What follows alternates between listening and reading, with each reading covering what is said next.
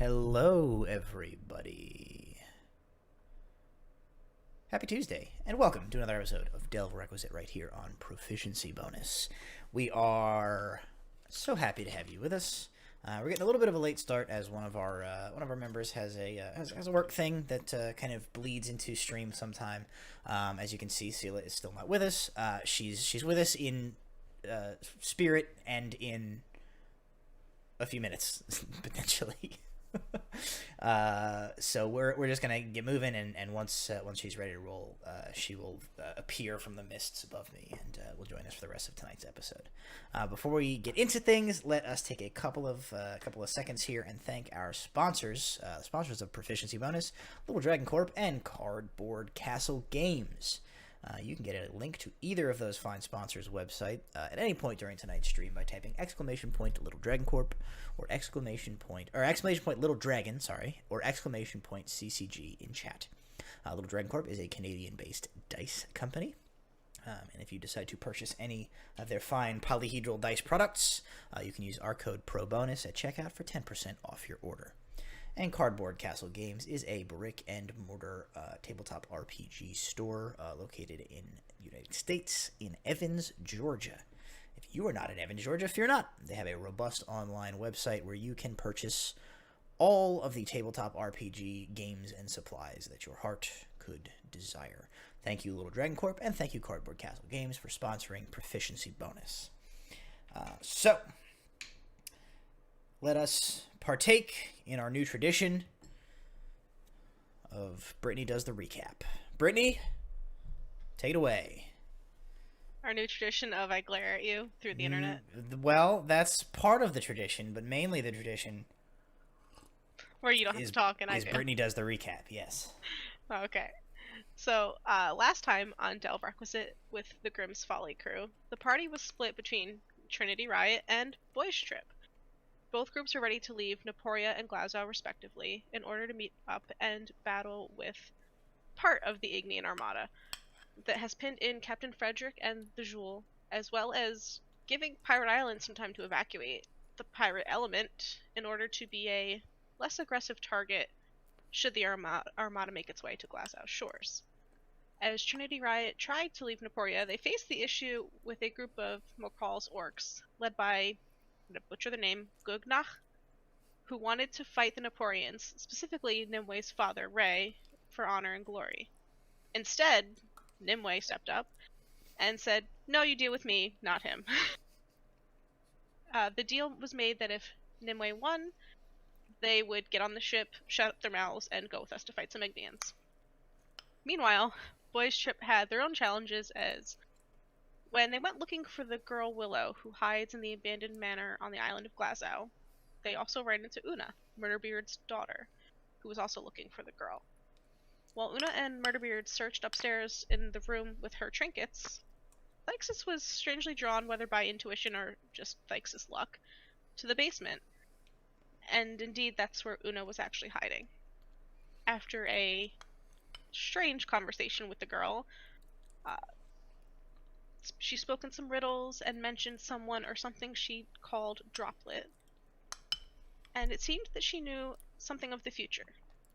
She assured Thixus that she was not leaving, that they had to leave, and that she would be alright, saying she would see us soon.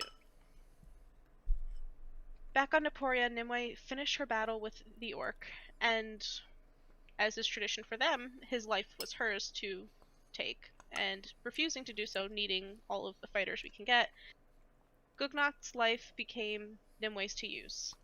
And beaten up and bloody, we dragged him onto our newly minted Naporian ship that is also a gift from Nimue's father, and we headed off to meet up with Captain and Thixus in order to tangle with some more Ignians and hopefully save Pirate Island. And that is where we left off last time.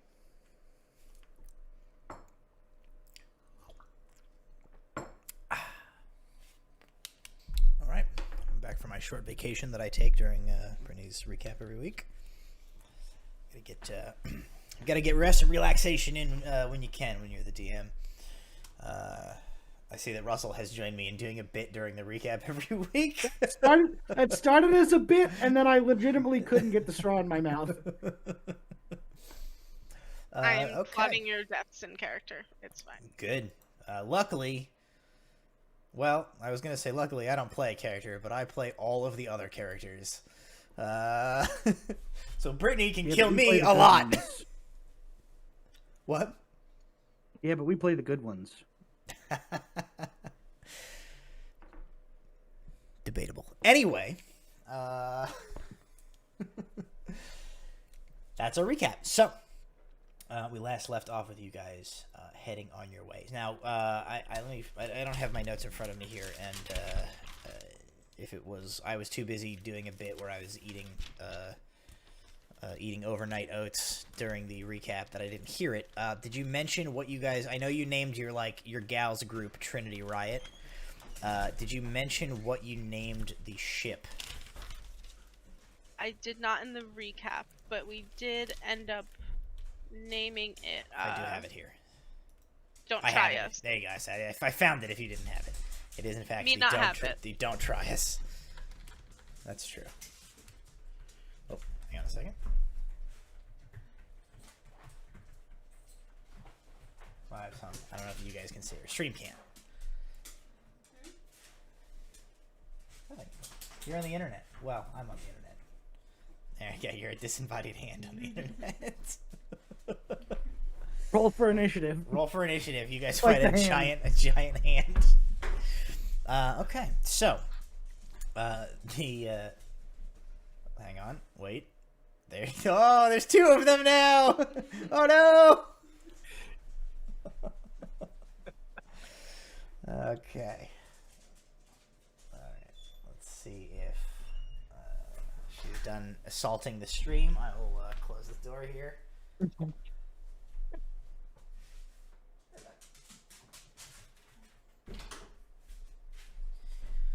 Alright. This way she can watch Japanese Love is Blind or whatever it is she's watching these days, and I can scream and yell about imaginary pirates and we don't disturb each other. The Trinity Riot on the Don't Try Us, their Naporian vessel, are sailing southeastward from the Isle of Naporia, and Boy's Trip, with the remainder of the crew of the Grimm's Folly, is sailing north by northwest from the Isle of Glasgow, heading towards a small spit of land somewhere in the ocean between the two, upon which they know Captain Charles Frederick and the Jewel to be trapped by Ignian forces in their breakaway fleet from the larger Armada.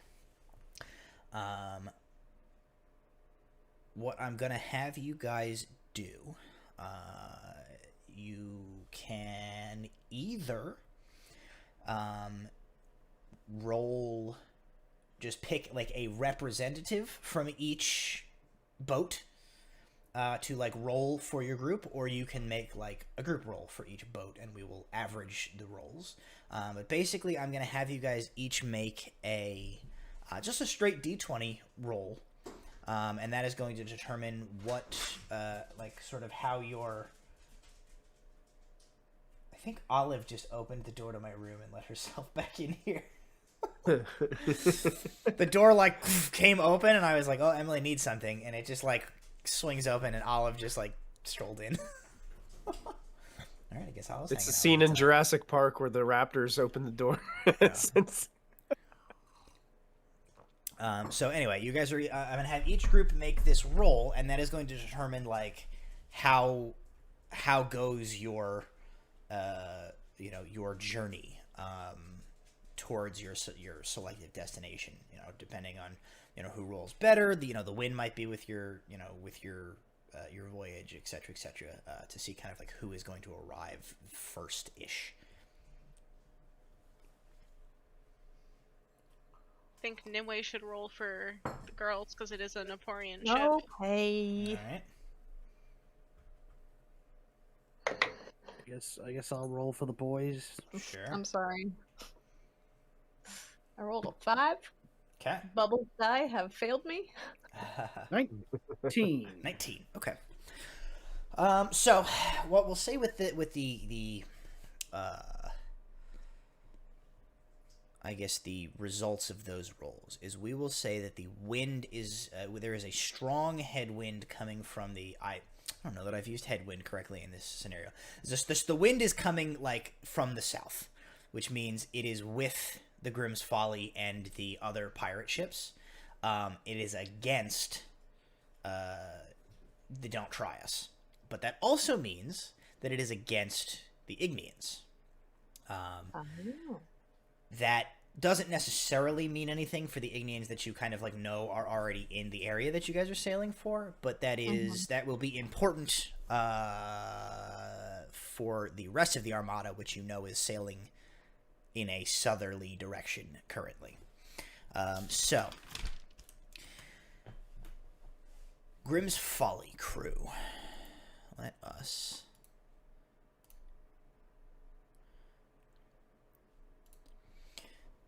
Grimm's Folly crew.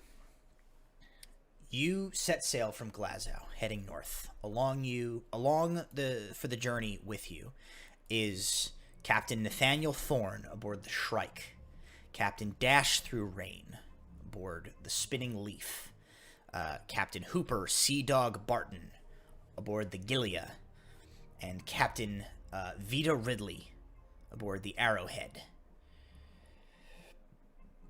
The 5 of your vessels sail north, heading for the coordinates to which you were provided by the escaping member of the Jules crew. The wind is at your back, moving you quickly along this path. The weather is relatively clear for the couple of days it takes you to sail this journey. But on the morning of the third day out, as you are coming into range of this island and the conflict, the sky above is dark and gray and swirls with oncoming storm clouds. A storm has not broken yet, but there is one threatening on the horizon, you can tell.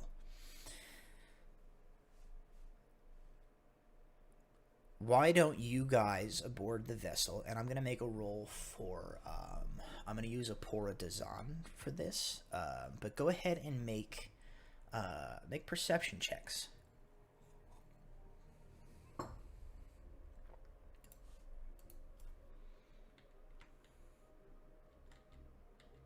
I got a 12.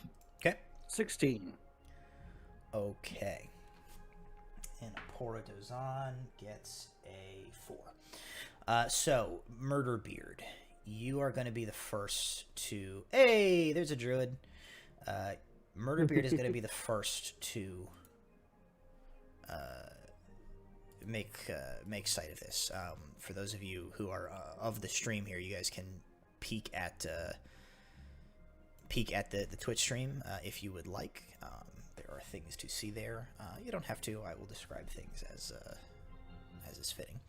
But the 5 of these pirate ships, you sail in a loose formation, heading for the coordinates that you have been provided. The storm gathers above, the sea becomes choppy, the wind is blowing, kind of hither and yon on this early morning. Here we have the Arrowhead here, which is missing sails, but kind of if you imagine more like almost like a Viking longboat style of ship. Here is the Gilia, which is just sort of a standard ship. The Shrike, which is a little bit smaller than your ship, is sleeker and generally designed for speed. Here we have the Grimm's Folly, a larger armored vessel with a heavy-duty naval ram attached to the front. And last but not least, the Spinning Leaf, which is another sort of smaller, more angular vessel designed for blockade running and quick getaways, as opposed necessarily to heavy fighting. The Grimm's Folly, definitely you guys are the heavy hitter of the pirate vessels here. You have the ship that is designed to like take a beating, and not necessarily dish out more damage, but like you're kind of like the big chongus of the group. Oh no, Seal has turned into a crossed out camera eye. The Gilead is the next closest in size to you guys, whereas the Spinning Leaf, like I said, is a little smaller. It's designed kind of for blockade running. The Shrike is definitely more intended to. Oh no, we're going wild here. Oh, then shit was all anybody saw was the Druid. Okay. The Shrike is intended to like chase ships down, and the Arrowhead is designed, with like,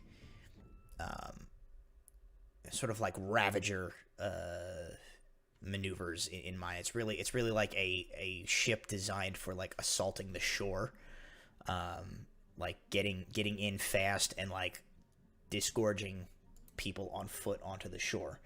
But these are your 5 ships at your disposal, and you sail, and Murderbeard, you were the first to spot it as you guys move north. As you are looking through your spyglass out onto the horizon, you see the speck of the island appear out before you.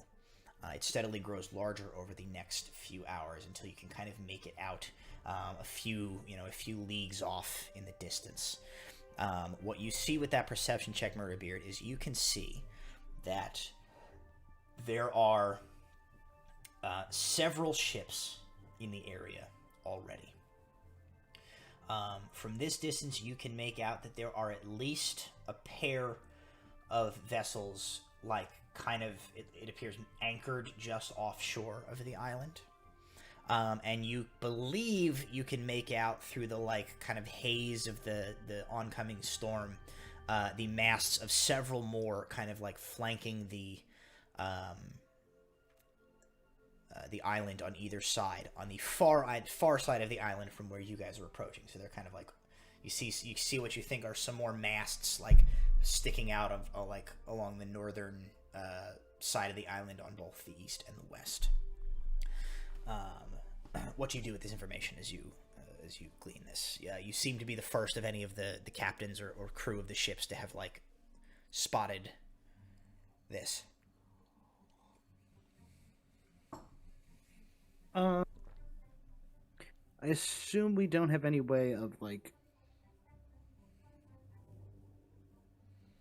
speaking to the other ships aside from like shouting across the sea and hoping somebody hears us, correct?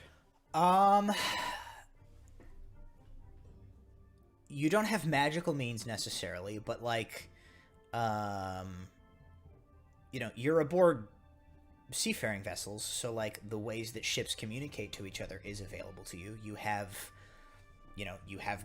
bells aboard the ship that you can ring. You have flags which can be like lowered and gestured to communicate with ships. Probably under normal circumstances, I would say like you guys are traveling in a close enough formation that you could just shout to each other. But with the kind of wind whipped up as it is, it would be probably difficult to like yell across the deck to one of the other ships and be heard and understood. Okay. Then in that case, I will verbally inform Thyxus, and then I will tell the appropriate crew members to like start conveying that like through bells and stuff. Captain, if you want me to shout, I can shout louder than anyone here. How far away from the island are we? A few leagues, nautical miles-ish, a ways. So not close enough that like they're gonna hear Thyxus's. No, probably not. Okay. What do you want me to say? Anything in particular, or just what's ahead of us? I don't know that that's necessary. I mean, if you want to, go for it, but we just need them to look in that direction and they'll see it. I mean, you could shout, "Look over there," and point. Okay, sure. I like crack my fingers. I straighten my posture. I walk over to the side of the ship, take a deep breath. My eyes begin to glow, and I cast Thaumaturgy, and I shout, "Hey, you scurvy dogs! Look up ahead!" And I point, and then I immediately cast, like, Prestidigitation to create these, like, this, like, glitterly kind of, like, arrow shapes that just kind of point in the direction of where my hand is going. So this echoes out across the ships. The force of your shout, like, you hear, like, rigging and lines, like, snap taut as, like, the air reverberates out. The crew members of the other ships sort of, like, look in your general direction and then look the direction that you are pointing. And you, over the wind, you guys can't really hear much specific, intonations, but more than just the general, like, ruckus that goes up as you see crew members aboard the other ships on your left and your right, starboard and port, if you will, begin to, like, rush into action, and everybody starts, like, calling to each other. You kind of assume the shouts of land ho, ship ho, make ready, like, spreads across your little battle group here, and you see the other ships begin to prepare themselves. Captain, I just realized I just called the other captain scurvy dogs. Is that going to be an issue? Nah, most of them are scurvy dogs. Okay. A few minutes later, the Shrike raises a series of, like, 2 flags about part of the way up the mast in a signal which is intended to convey, like, all stop. And then you see the Shrike begins to furl in its sails.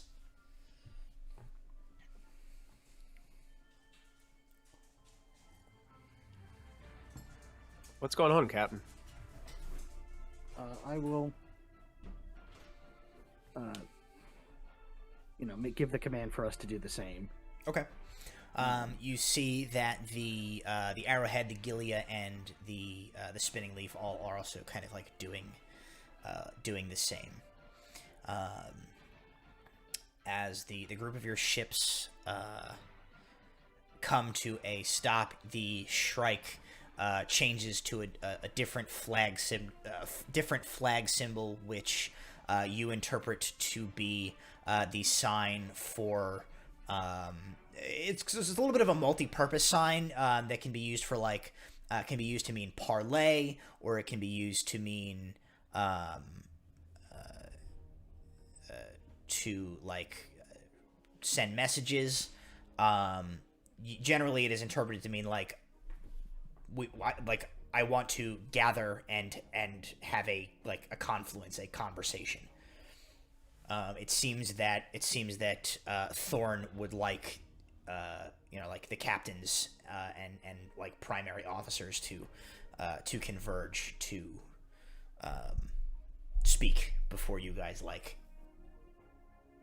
proceed further.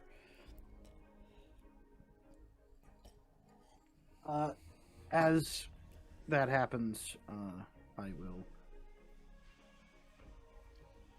once we're thoroughly pretty stopped, I will sort of step away from the wheel, and I imagine there's just, like, a dude whose job it is to, like... Yeah. Yeah. And I'll be like, all right, prepare a rowboat.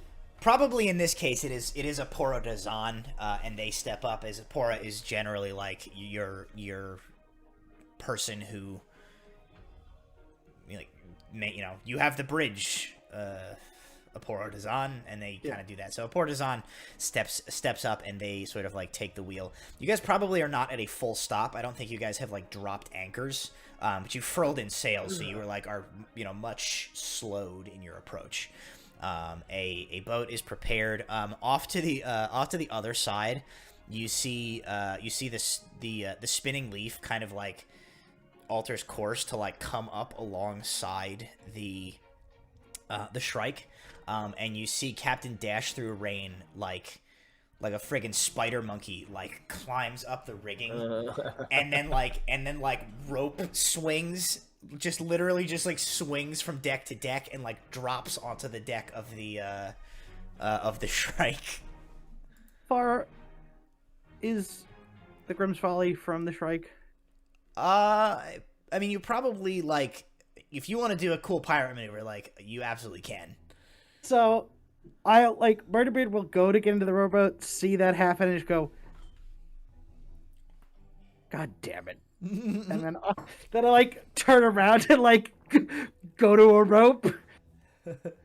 Aporo Dazan from the wheel, like, you see, like, their eyes kind of, like, move over to you as you, like, veer away from the rowboat, and they go, and very slightly, like, angle the wheel, and the Grimm's Folly kind of, like, scooches a little closer to get you into, like, cool pirate jump distance. So you're gonna try and rope swing across as well? Yeah. Okay, make me an athletics or an acrobatics check.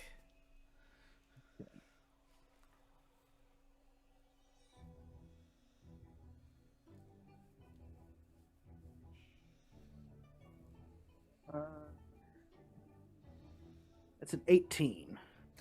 Easily done. You sort of like rope swing. You kind of like let go. You sail through the air and do like a cool thunk land on the deck. And as you look up, But I immediately turn and I look at Thyxus back on the deck of the Grimm's Folly. Now, I've done this before. The first time it didn't go so well. I walk back. I take one of the ropes. I wrap it around my hand about 4 or 5 times. Okay. I look confidently at Murderbeard. Do I see him wrap it around? But yeah, probably. I see him do that. I'm like, no! No, you want to be able to let go of the rope, Thyxus. Wait. You have to let go. That's it. I unravel it a few times and just grab it. Okay. Better?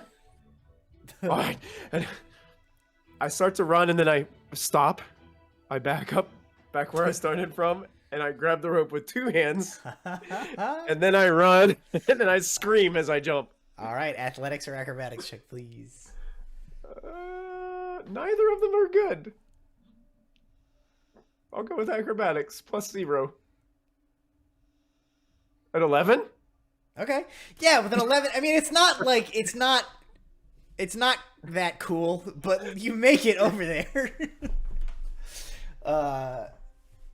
You kind of land, stumble a few steps. Somebody like catches me on the other side.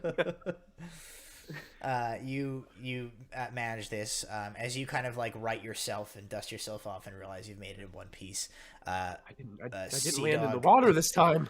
Sea Dog Barton is like climbing up the ladder from the side of the ship, and Captain Ridley is like hauling her, just like ladder free, just like hauls herself up over the railing onto the deck. And as everybody like finishes assembling, Thorn kind of looks and he surveys the group and he's like, "If you're all quite done. So," and I go over and I high-five Thyxus and I go, "Now I'm done." he says, "Oh, good, we've gotten that out of the way." He says, "If you don't mind, I think I'll save my high fives until after we all don't die to a bunch of Ignians." And yeah, but if you do die, are you gonna regret your last high five? He thinks and he goes, "Master Sullivan!" And like a pirate comes like running up, and like puts up, and he just goes like, high five, really goes there. Now if I die, my last high five was cool. Anyway, points out, and he takes out a spyglass as he like extends it. You see that it has like an extra large lens on the end of it. which he then like passes around to the rest of you to like take a look if you'd like, to get like a bit of an extra close look. It's basically like a telescope, just on like collapsible. And as you look through it, you can see a little closer to the island. What you're able to see from this distance is what you see here as we take the above view. You see those two Ignian vessels parked alongside the island. And you can just see, you probably can't see the ones in the very back, but you can see that there are at least, it looks like, 3 ships flanking the island on either side further back. And then you can just make out along the, like, east, sort of northeast-ish portion of the island, you can make out what is clearly like another vessel that has been run aground into the island. You can safely assume that is the Jewel. So this gives you a little bit of an idea of the lay of the land, of what you are up against. So Captain Thorn, once you guys have all had your look, he looks to the group of you, and he says, "So then, there's what we're up against.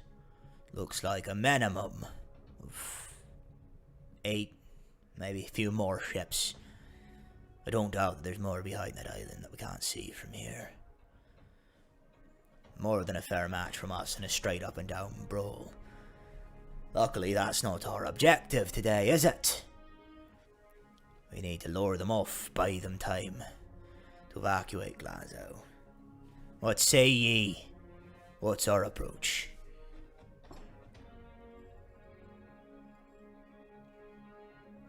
I think we probably want to come in quiet and then real loud.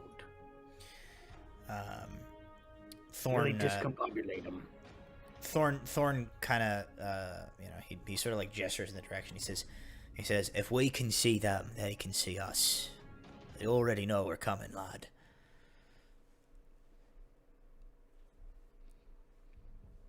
Correct.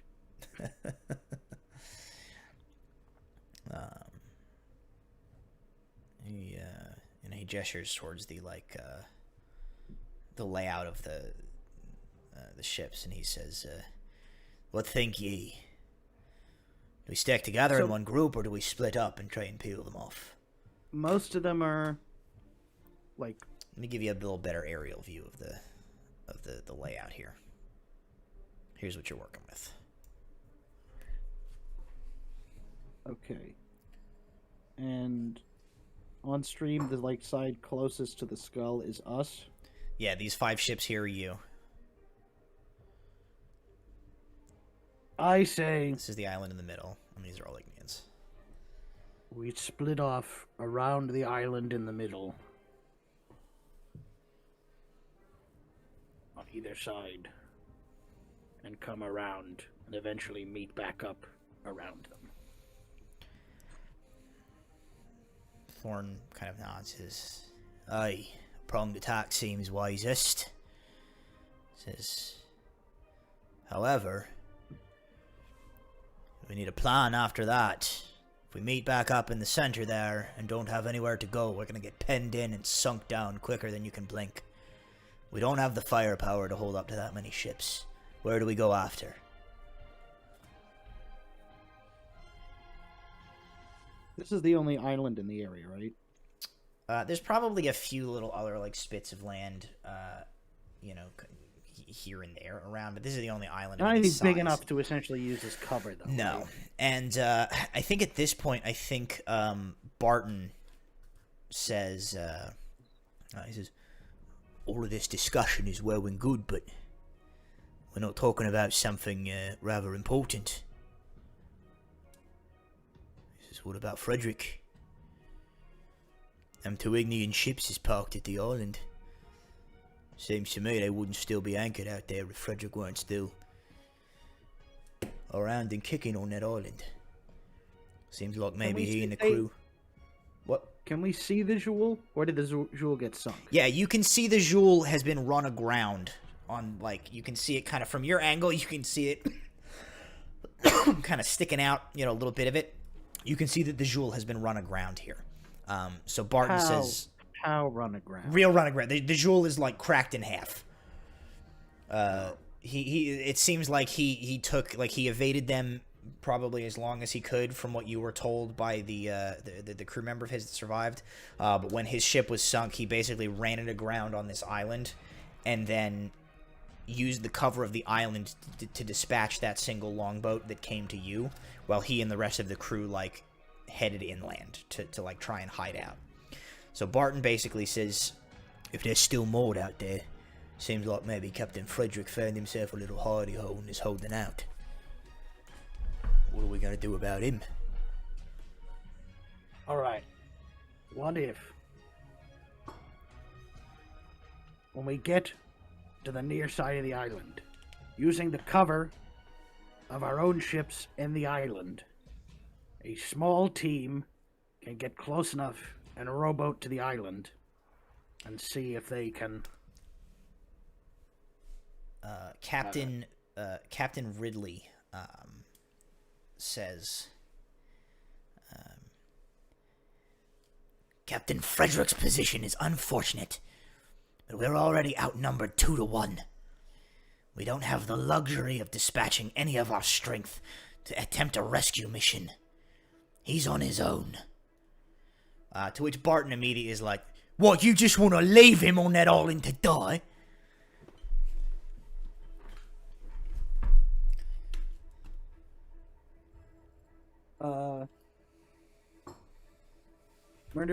Who was the first person to speak? Captain Ridley, the half orc, is the one who was like, leave him. We don't have the manpower to try and rescue. Barton wants to go and get him. Dash Through Rain and Thorn have not commented yet. I will go up to Ridley, like real close, like essentially, if he's a half orc, She's a half orc, she's a female. She's a half orc. I'm essentially like, sure. right. She like stares down her nose at you. You go. I'm not leaving anybody on no bloody island. I'll get off and I'll do it myself. Captain Dash Through Rain, he kind of like steps forward and he sort of like smooths like a little sort of like a stray tuft of fur on his tabaxi pelt with one thumb, and as he kind of like, and he says, we are here to fight Ignians. Perhaps it is better that we do not start fighting each other before we even fire a cannon shot. There is perhaps a compromise that can be reached. Captain Ridley makes a point. Captain Hooper and the esteemed Captain Murderbeard also make a point. We are outnumbered, but I am loath to leave one of our own to his own devices. It is perhaps possible that if we dedicate our strength to peeling the Ignians away from the island, Captain Frederick will be able to enact his own rescue. And to which, Barton and Ridley begin like yelling over each other as Barton is like, enact what rescue? With his cracked in half ship and his one longboat that we already know he sent to Glasgow. And Captain Ridley is yelling about like, basically like fire and fury. We throw everything we have and we blow them out of the water. And if he lives after that, like good for him type of shtick. Thorn, I think at this point, like, kind of like, he doesn't raise his voice, but he goes like, and the two like turn and look, and he says, we're all free captains, are we not? Settle this the way we settle things. Put it to a vote.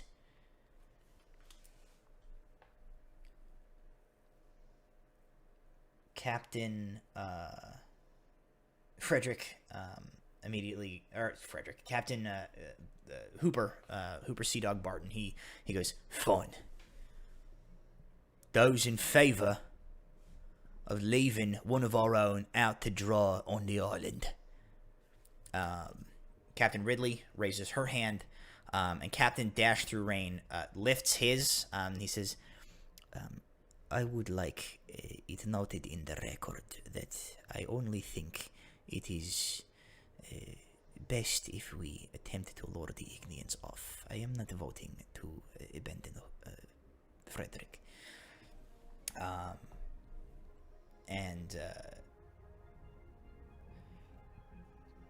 Barton says, fine.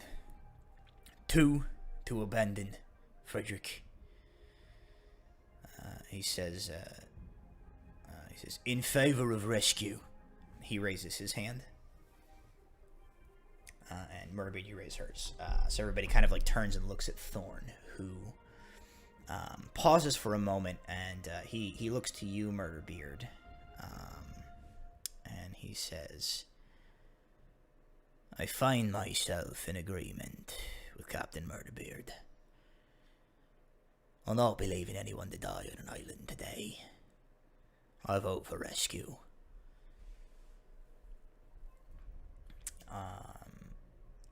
Captain Ridley doesn't seem happy, but nobody argues with the result of the fair vote.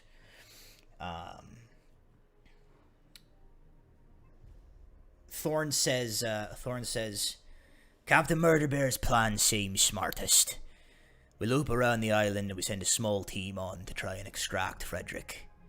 He kind of turns towards you. He says, I presume a group from the Grimm's Folly will be volunteering for this mission.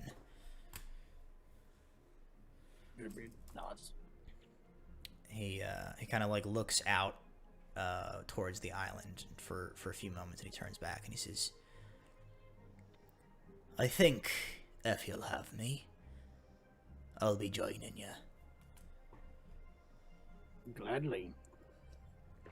He nods and he says, very well. He calls up his first officer, and he says, the strike is yours. I expect to get her back in one piece. Is that understood? And he like goes, yes, sir. He says, very well. He says, Barton, Redley. He gestures. He says, you take the east side of the island. He says, the Shrike will accompany the Spitting Leaf on the west side. I'll board the Grimm's Folly. We'll make the peel towards the center and disembark onto the island. He turns to you. He says, what the remainder of your crew does after that is, of course, at your discretion, Captain.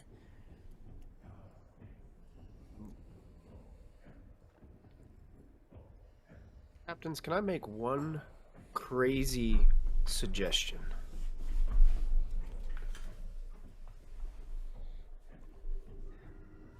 See, I don't know a whole lot about this because we're missing Sela.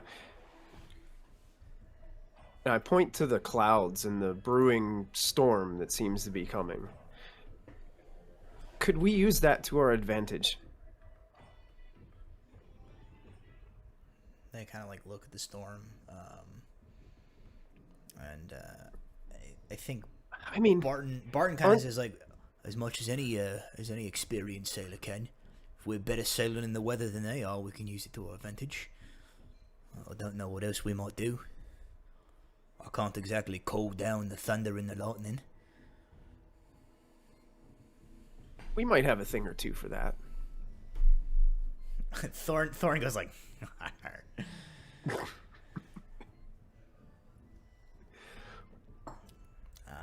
and he says, that being the case, where is the remainder of your officer corps? See, that's the thing. I look out to the horizon, hoping to see some kind of vessel on its way. Make a perception check. Okay. Perception, not very good. That's a 13. With a 13, I think what you see is one of the ships on the western side of the island, like further back, not the two that are moored there. One of those ships has like unfurled its sails and has begun to move, and is like steadily starting to like, it's moving forward because like it's a boat and that's how boats move, but it is already like you see starting to like turn to as if to like swing around and start to like move towards the north. I think that's what you see with that perception check. Does it look similar to the other Ignian vessels that I've been seeing? It's one of the Ignian ships for sure. Yeah. Captain, look there. Do you see that vessel moving away?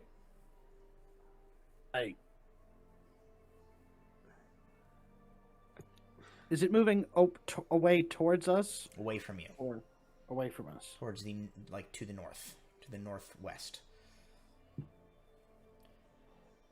You don't think they're trying to flank us, do you? I don't know.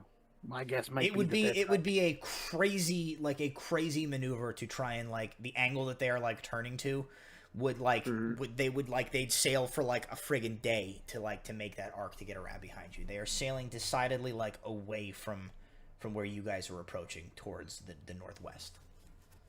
Okay. I think my best guess is that they're trying to do the very thing we're doing right now.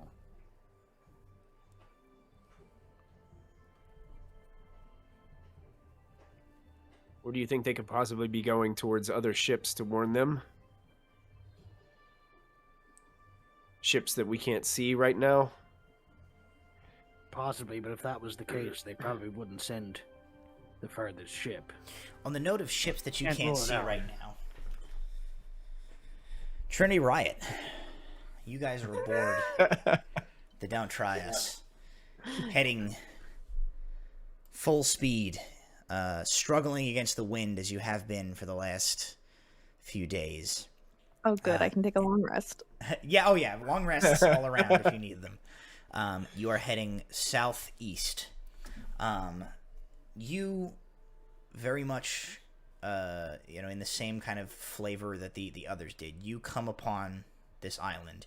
You see it from the opposite direction that Boystrip did, because you are approaching from the north. Oh. So you come.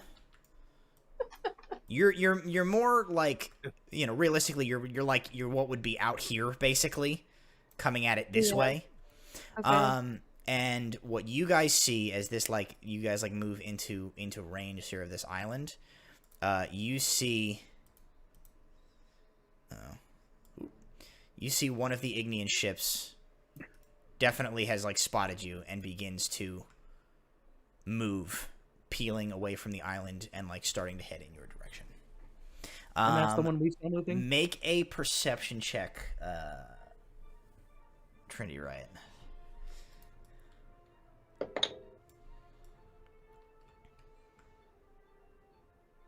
Not good.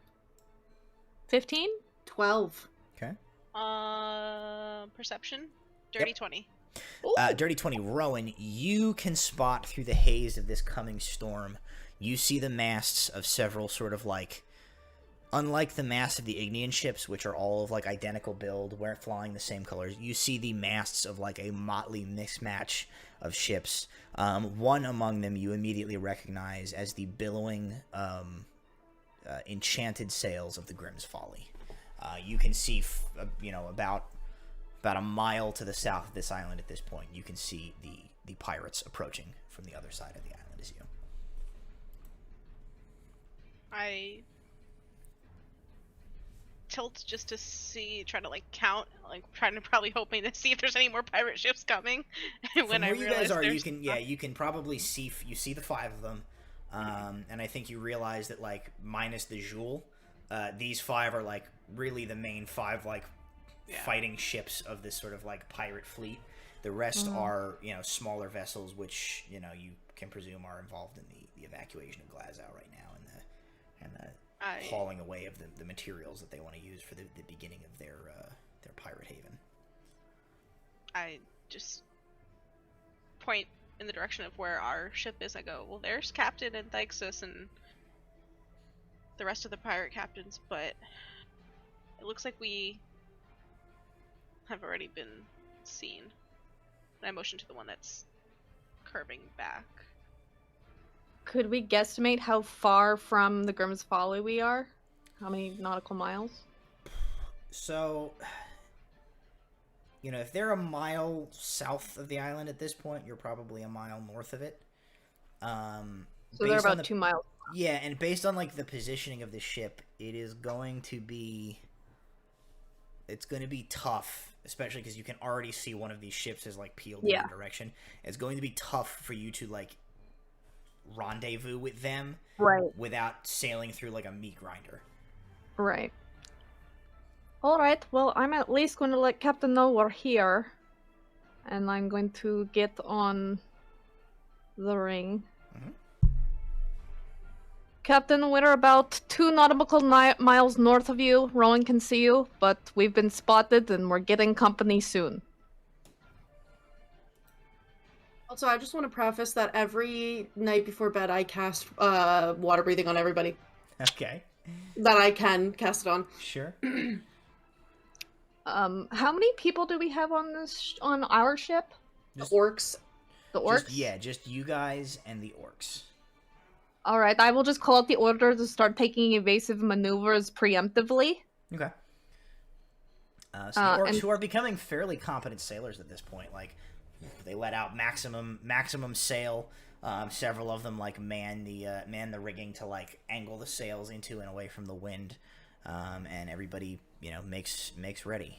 You do. Oh, did I tell you guys this? If you go ahead and open your Grimm's Folly Google sheet with the ship in it, you can kind of like scroll. You can scroll over past the Grimm's Folly to the tab labeled She Ship. And you will, the She Ship, you will there find a stat block for the Don't Try Us. Oh my god, I have to find... Where is that? Hell yeah. As you guys look for it, I can read some of these off for you as you oh my god. You'll find that you have a Dragon's Breath cannon aboard your ship. Oh, wow. Which is the one cannon that the Naporians were able to scrounge together, which comes equipped with ammunition made by modifying your black powder with some of the material that Rowan helped Hachiro to acquire. That has been stocked aboard your ship. So what that will do, you fire that like a normal cannon. It is a reload positional weapon. However, unlike a normal cannon, it has a 50% chance to ignite flammable objects, including decking, rigging, and sails, which will deal 2d10 additional fire damage per round until the crew of the enemy ship extinguishes it. That is, however, the only weapon you currently have aboard your ship, and you have 5 shots for it at the moment. Okay. You have some provisions, you have some supplies. Your ship has 150 HP to its hull, an AC of 15. Your initiative is a +0.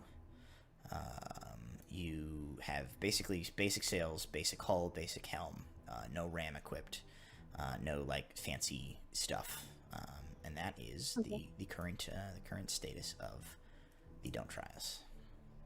Nice. Grimm's Folly That's really ship cool. is still, as always, on its own tab there.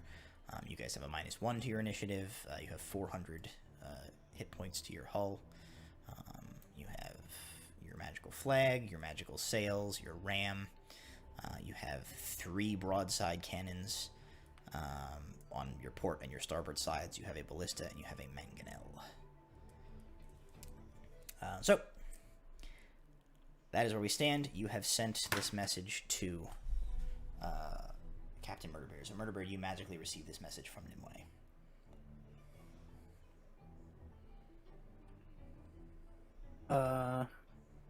I will as we're like discussing the whole, why are they turning off? I'll be like, You okay, good Captain? news. That Ignian ship, well, maybe not totally good news, but not the worst news. That Ignian ship has, in fact, spotted our other crew members as they have arrived. Rowan can apparently see us. And in, like, a general direction of where that ship is, just go. Lexus will just start following Murphy and just wave. I just looked that way. I can't see anything out there. Thorn says, your the rest of your crew, they would not happen to be sailing aboard a I don't know, like a dreadnought or anything like that for by chance. Maybe. No, but they have a really You can bloodthirsty still reply to furball. this message. Yeah, do you respond to Nimue in any way, by the way? Yeah, because we can't see them yet. No, but she was like, ship is like is trying to intercept us. Like we're Yes, here, but she we just we like see to you. I describe think what it's you guys 2 miles north are of you saying. is what I said. Yes. So like, but you didn't describe what. Nope. Well, you also get know the limitations of three- Naporian. So you can respond to that message of hers, and that is like one use burned of your guys' message Yeah. rings. You can do 2 more uses. So you can after respond that. to that, and then you can send a message back. You know, another message to her if you guys. If can I talk, don't talk back and respond, do forth we 2 lose? times. do Yeah, we what lose- if you just don't lose that? respond, you've still used that charge. Captain, what if the we? one's question? What Go if we ahead, had? I just- What if we have them lead this ship off and then send the majority of our forces to help over there as a distraction, hopefully to get the others to go that way too. Then we have a easier route to go to the island to help Captain Frederick. Yeah, I'll base it like. So you're saying we're gonna fork around the island. The crew that's going left of the island, or whatever, is it east, west, whatever? I don't know. Murderbeard knows what direction it is, but I don't know. So like you guys are facing north right now. So like your left side is west, your right side is east. Okay, so they Or would. your, They're in if like you will, your the port northeast. side is to the west, your starboard side is to the east. I think. I could be wrong. We could send the quickest ships that way to engage and then get away. It's a good plan. Thorn says, if we send the spinning leaf and the arrowhead in that direction, have your crewmates lure as many of them in that direction as they can. The spinning leaf and the arrowhead, or the spinning leaf and my vessel can attempt to intercept, get between the oncoming Ignians and your ship, give them the time to then cut to the east and rendezvous with the rest of us on the island.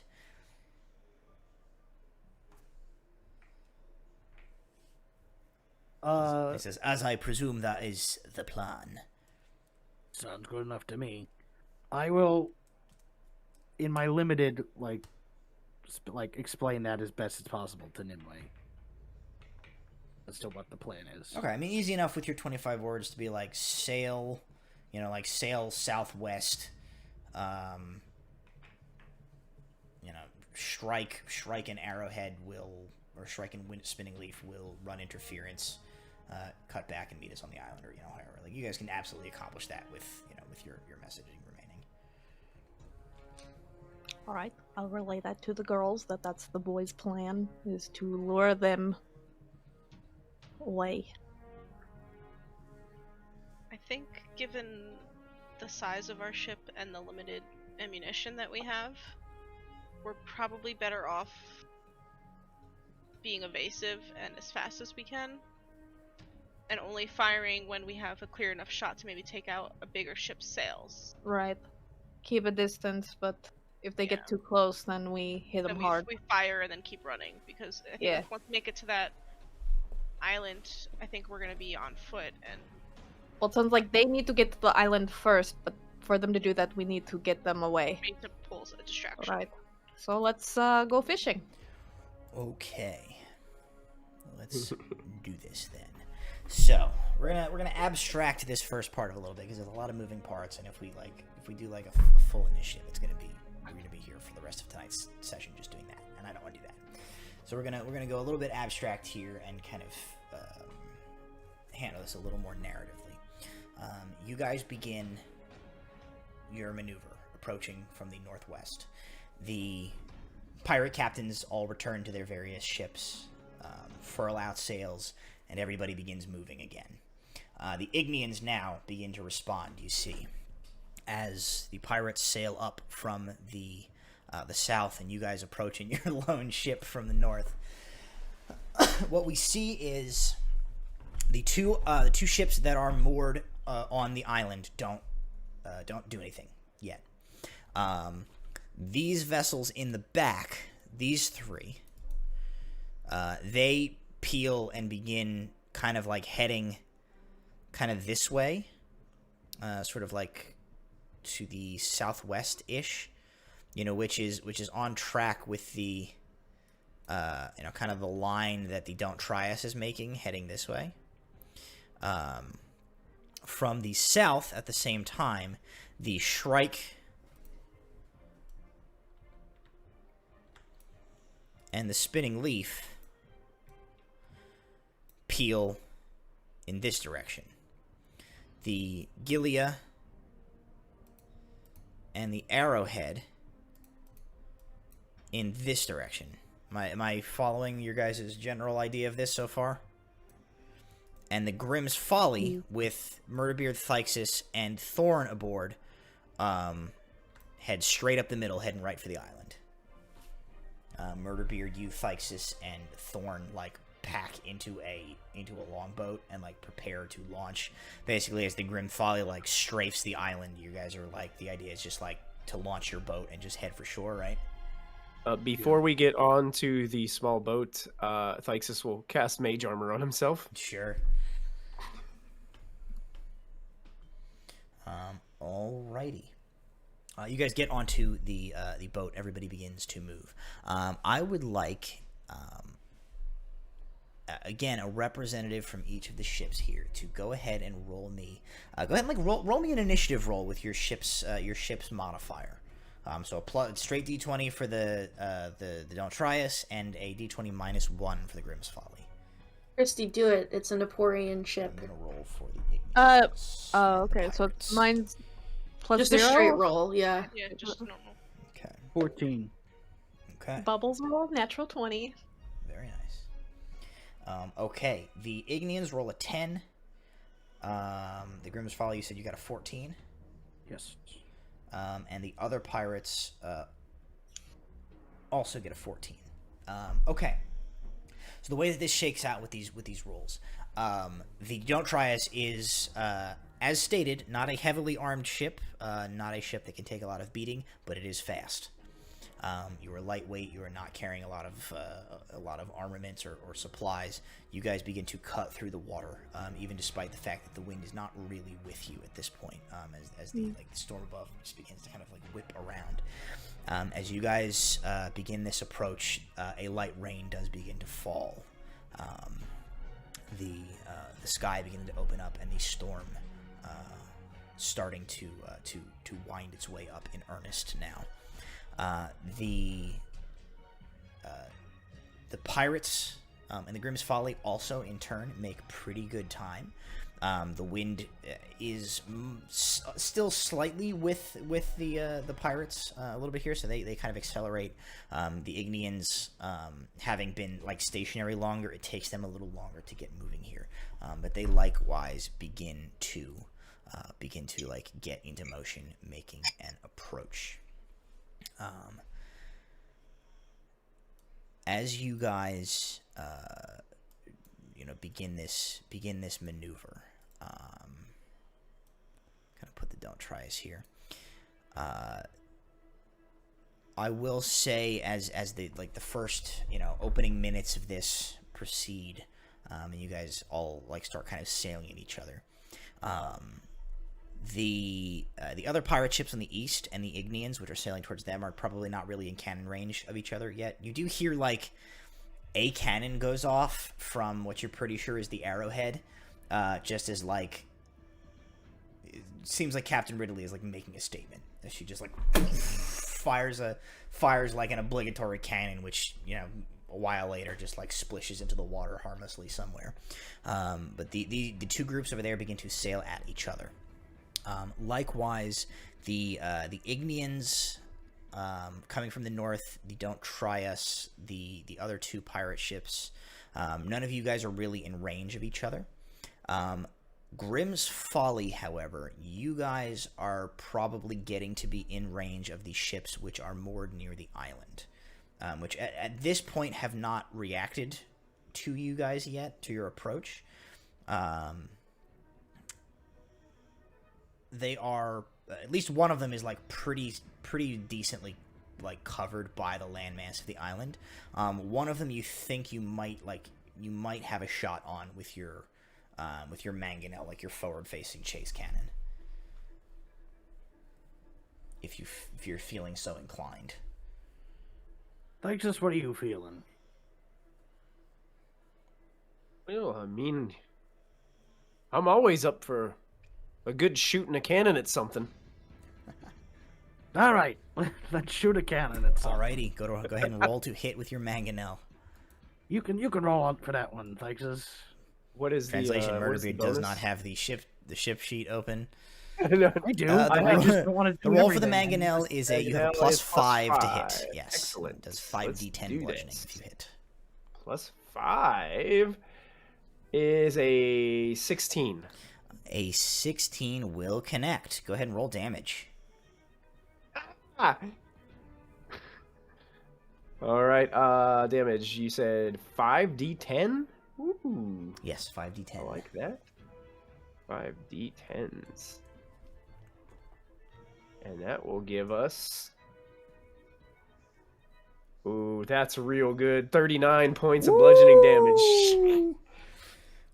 You guys, from your position in the longboat, dangling over the side of the ship, you guys are leaning over, watching. Murderbeard, you guys sort of confer, and he gives you the nod. Thyxus, you just yell up fire, and you hear a moment later from the deck above you, you hear the metallic clink and of a shot being loaded into the mangonel, and then a moment later you hear the of it firing Oh, Captain, off. I love that sound. You see a plume of smoke trails off the deck of the ship, and the whistle of the shot disappears in the distance. Wait for it. Wait for it. The There crack it is. of wood as the mangonel shot strikes into the lead Ignian vessel by the island there. The shot, you can't really see what happens, but you are pretty sure you basically landed the shot it came in just above the hull, and then crashed into the deck. So it the angle that it hit, you can kind of assume that this thing came in low across the deck and probably caused quite a bit of carnage on its way past. And that you do see there is activity begins from this ship as sails begin to unfurl, and it sort of begins to spring to life. Everybody go ahead and make another initiative roll.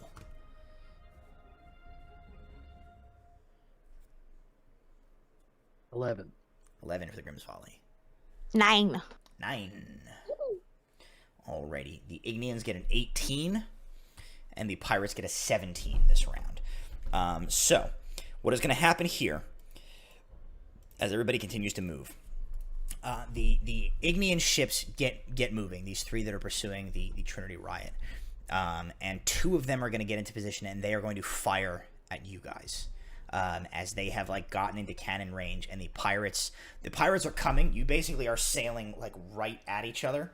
The pirates are basically moving to basically run a screenplay, and like they pass between you and the Ignians, but they're not there yet, as 2 of these pirate ships are going to take a shot at the Trinity Riot. That is going to be an 18 and a 19 flat on the dice to hit, which plus the modifiers is unimportant. Yeah. They're going to hit you twice. So Wait, question: if I Go took ahead. evasive maneuvers, do we get anything for that? It wouldn't help if they rolled an 18 and a 19 on the die. Oh, it okay. wouldn't have mattered. Would have made our AC 20.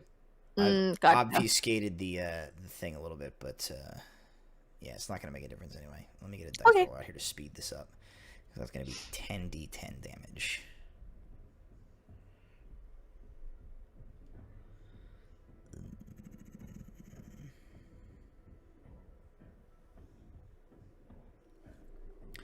So you guys are going to take... Oh, crap. Hang on a second. I used, like, the D100, because usually that's what I roll for...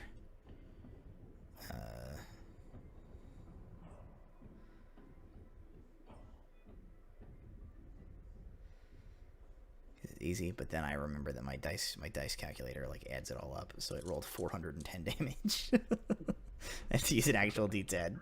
Oh wow, we destroyed the don't Blown try up. us like Blown 3 up immediately. times. You guys take 61 points of damage as 2 cannonballs absolutely rock the side of your ship. Immediately, you hear the splintering of wood, and you hear the rush of water begin to enter into the hold of the Don't Try Us, which I believe does put you guys into the territory of where are we at here? You guys have taken more than 50% of your hull damage, I believe. No, we had 75. Oh, okay. And we're at Oh, you're 89 100. Gotcha, out of gotcha. 150. All right, so you're okay thus far. But Barely. you guys are rocked as these two cannonballs come in. You hear a third shot follows shortly behind that, but you hear like a distant sort of like as the third ship fires, and it doesn't come close to you, as they've not quite dialed in their angle yet. The pirates are going to return fire. They've not intercepted, but they are close enough that the Shrike and the Spinning Leaf can both take shots at the pirates. Both of them are going to miss, unfortunately. These two groups on the other side are not close enough to each other yet. I'm also not going to worry about them, since they have no player characters for them. Grimm's Folly, you guys are still in. You guys are getting to be in range. Probably like your next round here is going to be like where you guys disembark the vessel. So you can take one more shot if you'd like. You can see that Ignian ship that you shot once has begun to move and is starting to angle towards the Grimm's Folly.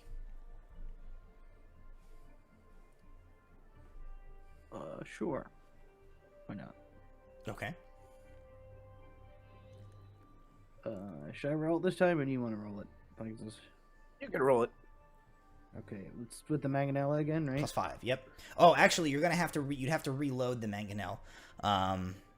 For purposes of this, since we're obfuscating a little bit, I'll say roll with your broadside cannons instead of your Mangonel, to symbolize the Grimm's Folly as it begins its like turn to make its strafe run to like disembark you guys. So that's plus what? Your broadside +5. cannon is also a +5. Okay. That's not great. It's only 13. No, 13 is not going to cut it. The Grimm's Folly hasn't quite gotten the angle right to broadside, and the cannonballs, one of them like slams into the island, one of them kind of like splishes in the ocean between the island and the ship, and the other one kind of like sails a little bit wide over the deck of the ship and lands behind it. So you do not successfully score a hit. Trinity Are we Riot. able to like shoot? Yes. Are we able to just Yes, like it is do that? It is your turn now. And yes, you are in range. You're probably not faced at the. So you're Your one weapon that you have is sort of like a mangonel. It is on the front of your ship, and it points straight forward. So like if you're gonna shoot at something, you have to point the ship straight at it. So at this point, these trio of Ignian ships up here are like kind of behind you and to your starboard side, but you could theoretically like swing the ship inward and take a shot at the one that the Grimm's Folly is fighting. You could shoot at this one if you wanted to. Yeah. Hell yeah, go ahead and roll to hit. Should I do that? Sure. Yes. Don't try us. +5. 17. 17 will hit. Go ahead and roll me 3d10 bludgeoning damage. And then while she's doing that, if one of you guys would roll me a d100. Want me to? Or do you want to do it, Ron? You do. I'm plotting. You're plotting. 19. Okay.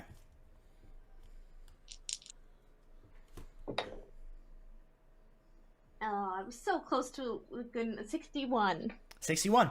That's okay because it's above 50, which means you guys light off. You ignite this cannon. You like roll the shot in. You pack the specialized powder that was left for you by Hachiro, and the fuse is lit, and the cannon fires.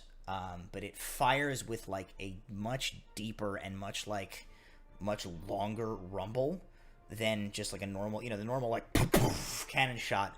This thing, as you fire, it goes like, and it basically looks like a meteor fires out of the end of this cannon. This like trail of fire and smoke coming off of it as it arcs through the air and lands like were you guys I guess you can specify for me what part of the ship are you aiming for? Hull, sails? Probably sails. No, I feel like we should go because the Grimm's Folly was hitting their hull, right? Yes, they've been firing into the hull. I think we should go for the hull because that's where the fire would burn and then they would all Okay. die. Okay, do more murder. The hull. So this mortar that you have fired like arcs in and just comes down onto top of like the center of the deck, and like it explodes with this plume of fire. You do see like even from this distance like pieces of rigging and rope like snap and like twizzle off, like released to the tension with like burning ember ends that leave these like smoking trails behind them, and a massive fire erupts on the deck. It basically looks like when the cannonball hits, it seems like the flame imbued in it from this specialized powder like superheats the cannonball to the point where the metal becomes extremely brittle, so that when it hits, it like shrapnel explodes everywhere, and all of those pieces of like cannonball shrapnel like dig into the deck and independently like catch fire and begin to burn. So these like you see like a dozen little fires break out across the deck of this ship, which immediately like had been in the process of like a maneuvering turn to like go go this way to broadside the Grimm's Folly, just begins like immediately just starts like it just continues to like list as like whoever was at the helm clearly has like other things to deal with. So the ship is just like sort of doing a slow donut right now as they have like fully have to deal with this fire that you guys have just set on the deck. All right, so one more set of initiative rolls, if you would please. Okay. Ignian's Pirates. Got it. Natural 19. 19. Okay.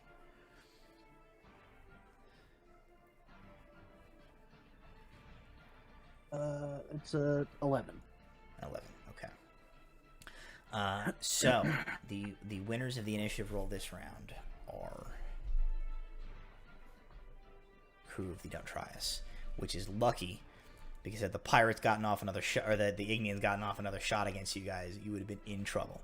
So because you won this initiative roll, you are able to like safely make like you accelerate you take your shot, turn, and continue on your way, and the two pirate ships, the Shrike and the Spinning Leaf, like come sailing past you in the other direction. And as soon as you guys like pass each other, you see like several pirates on the crew of the ship like like cheering you guys on as they just watched you like flamethrower another ship.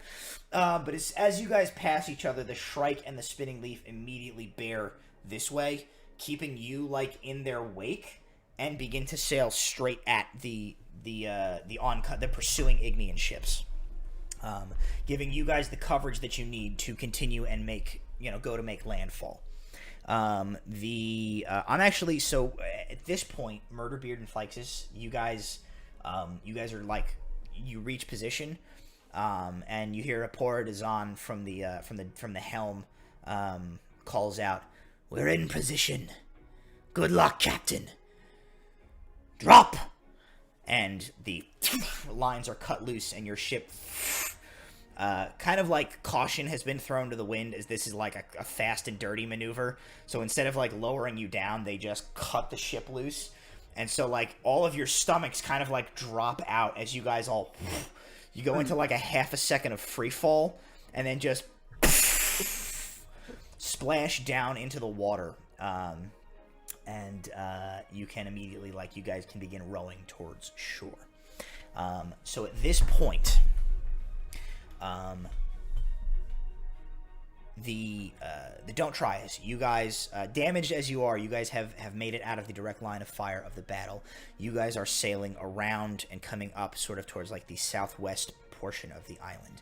Grimm's Folly crew, you guys in your longboat, along with Captain Thorn, are sailing from the southeast, heading for the same point of beach, about halfway around the island from where you know the wreck of the Jewel to be, and you are coming towards each other. The pirate ships, the Shrike and the Spinning Leaf, continue to head off. The Ignian ships beginning to like peel in their direction. You lose sight of the Arrowhead and the Gilia as they go around to the far side of the island, the opposite direction from you. You can just hear at this point the like of cannons shooting at each other along the other side of the island. But effectively, the group of you are now disengaged from the ship battle taking place around the island. As you guys approach and begin to the process of like making landfall on this island, you can see the Shrike and the Spinning Leaf. Essentially they played chicken with the Ignians for a while, and then like peeled this way and have begun sailing full speed ahead, like away from the island. You see like 3 of the Ignian ships veer off and begin sailing away from you in pursuit of them. One is still moored at the island here, has not moved during this fight. The other one is a little ways out, but as far as you can tell, they are still dealing with the ramifications of having like their whole ass boat set on fire. So they're not really doing anything to you guys right now. But the group of you make landfall, and even hear like the smell of like smoke and black powder is in the air as it drifts over what isn't quenched by the steadily falling rain that comes down. You just hear in the distance the occasional like of cannonballs, interspersed with a sporadic like crack of lightning as the storm breaks into the full gear ahead. The group of you make shore and are all together at this point.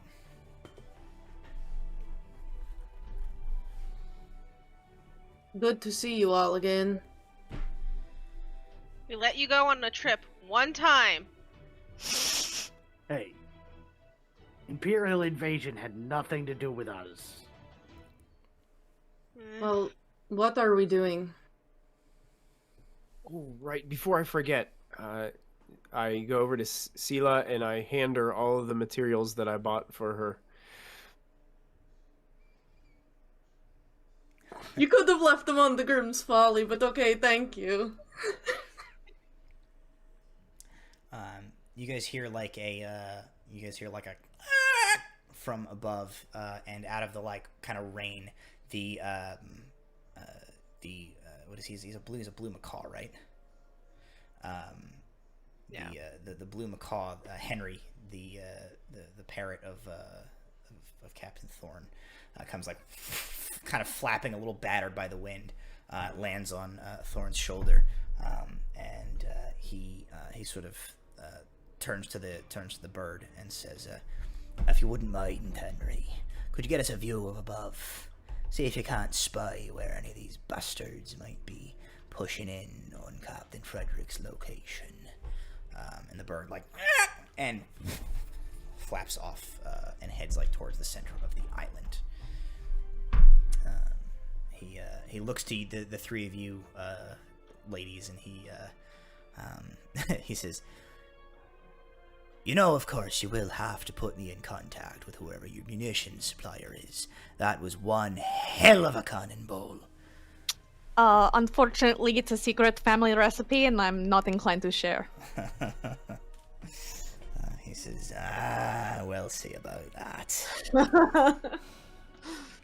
If you want to set up council with Naporia, that is your prerogative. He turns towards the group of you, and he says, "As I am outnumbered by the crew of the Grimm's Folly, I will defer to your leadership, Captain and Officer Corps." Well, I think first we want to see what your bird has to say before we do anything. How long, like, out of character, how long does it take to repair 1 unit worth of damage? Kind of an obfuscated amount of time, but like it's the type of thing where like you need a period of like downtime. Like you're not going to repair units of damage like in an active situation. Okay. I just was wondering if we could like patch anything that's really like leaking. So you guys did not get to the point. There is a damage threshold where your ship will start to sink. Okay. You guys did not get hit that hard. So you're not like the ship is not actively at risk of like that was the 75 right threshold.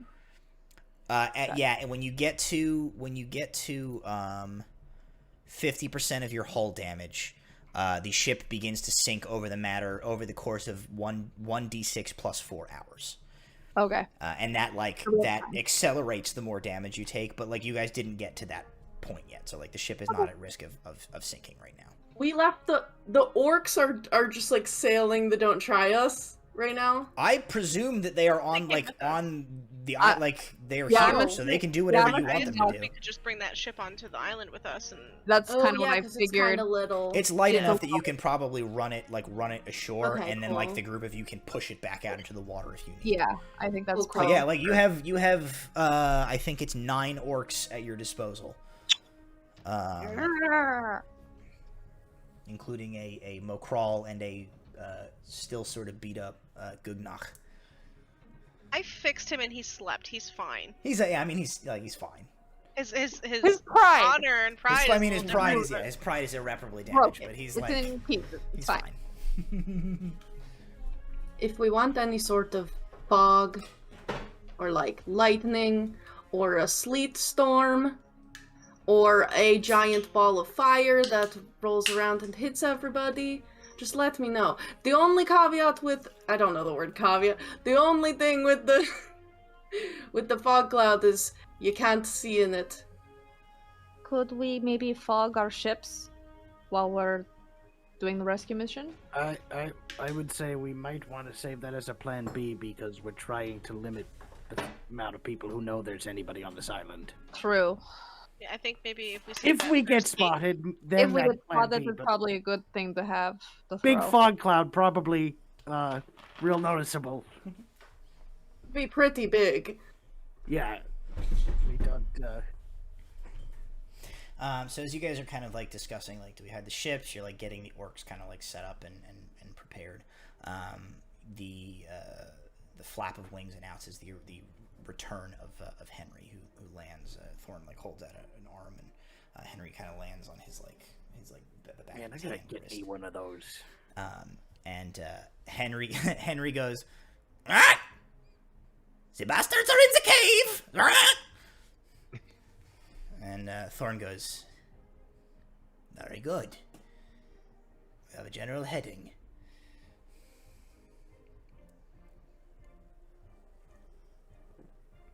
Shall we make haste, or should we be quiet? Do we know the layout of this island? How far is the cave? Because The island's not humongous, like, you know, so ahead of you, you know, there's a stretch of beach where you guys have landed. Then there is, like, it quickly proceeds into, like, jungle. The island does, like, ascend upwards a little bit, but it's not like a big, tall, you know, mountain. You know, it's an incline of maybe 100 or so feet. But you definitely see, like, a bunch of, like, rocky protrusions sticking up from, like, where they poke out of the tree cover. The island itself would probably take you no more than, like, if you were to, like, start, you know, on the beach, like, run around it, it would take you no more than an hour or two, probably. So, you know, the circumference of the island is no more than, a few miles.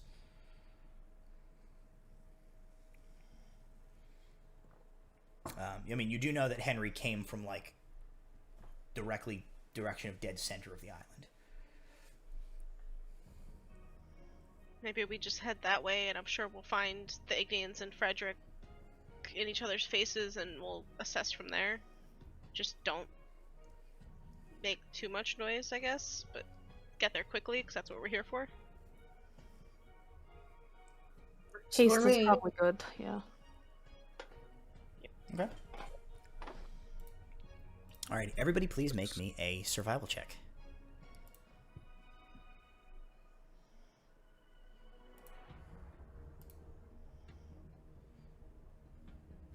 $16.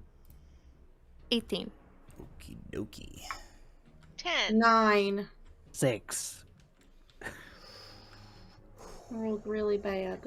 Come Come on, on, Thorn and the bro. Not Orcs. as bad as Come I on. did. Thorn gets a I rolled a 17. 7 with a -1. The orcs... I rolled a natural 2. Oh, no. honey. The orcs get a 10. Okay, so luckily, despite some of you rolling not great, enough of you rolled mediocrely and a few of you rolled okay, that the collective roll is high enough that you don't get, like, terribly lost on this island. Here's the scene. You guys move through the jungle for about an hour. After a while, the distant, like, boom, of the cannons fades into the darkness, and into the distance, and you stop being able to, like, hear the sounds of the naval battle taking place around. The only thing that you hear is the steady rain falling into the canopy of the trees and the occasional rumble of thunder ahead. Maybe 3/4 of the way into your journey, Thorn dispatches Henry again with the instruction, and he kind of tells him, he's like, he says,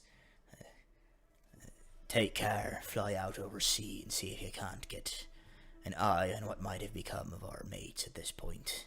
As Henry flaps off, he kind of, like, to you guys says, "I thought it might be good to know whether or not we're all the lot of us going to have to pile onto that little boat of yours and make an escape, as we can only hope that the rest of our friends aren't dead by the time we're done here." And as Henry kind of flutters off, you guys continue your trek through the jungle. Before we, like, conclude the journey here, you guys do have, like, 2 hours of walking and, like, moving through the jungle. If there's any, like, business that anybody wants to take care of, or conversations to be had, or mage armors have already been cast, but things of that nature, do them now if you will. When we were, like, on the beach waiting for the bird to come back, could I have ritually cast Water Walk Sure. on no my problem. companions? I can do it on 10 people, so I'll give it to the 5 of us. I'll give it to Thorn and the orcs who are less douchey. Okay. The ones that didn't want to fight Nimue as much. 5 of you, Thorn, and then 4 orcs. Yeah, the cool Sure. ones. So I assume McCrawl, Yeah. and Yeah, McCrawl and his favorite people. McCrawl and his okay. His besties. Sure. Is that please? Um, That's cute. if easy enough. So you got the 5 of you. Yeah, I take Thorn, a little. McCrawl, Shirkle 1 and Shirkle 2. Nice. Korkug and Loom get water walk. Cool. I still need that spelling. Oh Sorry. shit! Here, I'll send this. I'll do it after. Remind me after. I'll send you that. Yeah, so while I'm doing this ritual, I have this piece of cork, and I crumble it up into a bunch of little pieces, and then when the spell activates, it turns into a bunch of, like, little floating bits of jellyfish that are just, like, made out of cork dust, and it goes up everyone's noses, and now they can walk on water. Okay. The orcs are like. I am also making that noise. I make it every time. Yeah, I Cindy casts imagine spell. everybody is, because there's no way she Thanks. warned us about that. Thorn Thorn starts sneezing Yeah. uncontrollably. the the jellyfish go like up Thorn's nose, and he's like, I look at Thorn, and I'm like, I look at everyone else, and I'm just like, I did that on purpose. I like to think that there was a moment where the jellyfish were like, and then like, like 3 or 4 of them came up, and like several of them had to like use their little tentacles and like pull your mustache aside, and then they like they all went in. Okay. Anything else anybody's doing during your walk here? I don't think so. Okay. At least I'm not. Very good. Wait. Oh, Lexus No, would probably be just like I was like, unless there's a giant sea turtle around, but that wouldn't help us. Lexus knows that with all the cannon fire around, that individuals out here might be on alert. So I'm keeping my eyes and ears peeled as much as possible. okay. You know what? Can I, since Lexus is on eyes and ears, can Scylla, like, you know how, like, air from a cave has, like, a musty smell? Sure. Can I keep my nose out for a musty cave smell? Yeah.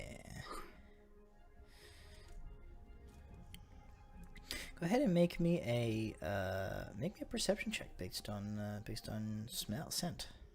Coming this summer, Delve Requisite perfume, musty cave smell. Musty cave smell.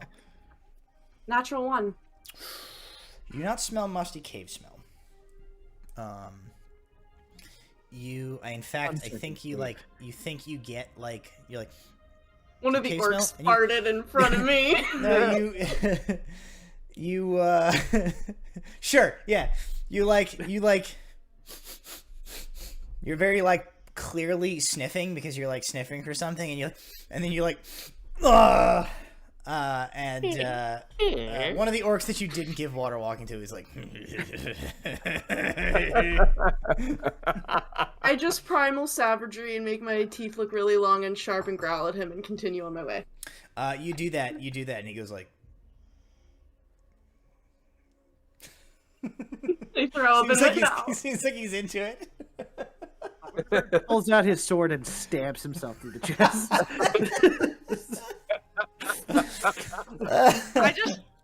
I just walk faster, noticing that. I'm like, I don't need to know, and I just. Shortly after this exchange happens, McCrawl like Rambo comes out of like the brush, and like puts like his hand, just like palms the back of that orc's head, and he's like, we are doing something important. Stop fucking around. And then like shoves his head a little bit, and then like melds 100% back into the bush. I 100% thought you were about to narrate that McCraw grabbed that guy's head and then pulled it down to his own butt and farted in his face. That's what I thought was gonna happen. No, unfortunately not. So that takes place. So with unfortunately, you're not able to locate cave, but what you guys do locate after a time of walking is you locate this scene. Actually, let me find your tokens. Here you are. Zoop. So you guys kind of come out of the woods here. Here's Grimm's Folly. There's Thorn. I haven't put any orcs on the map yet. I'll start to put them if we need them. But here at least are you guys and Captain Thorn.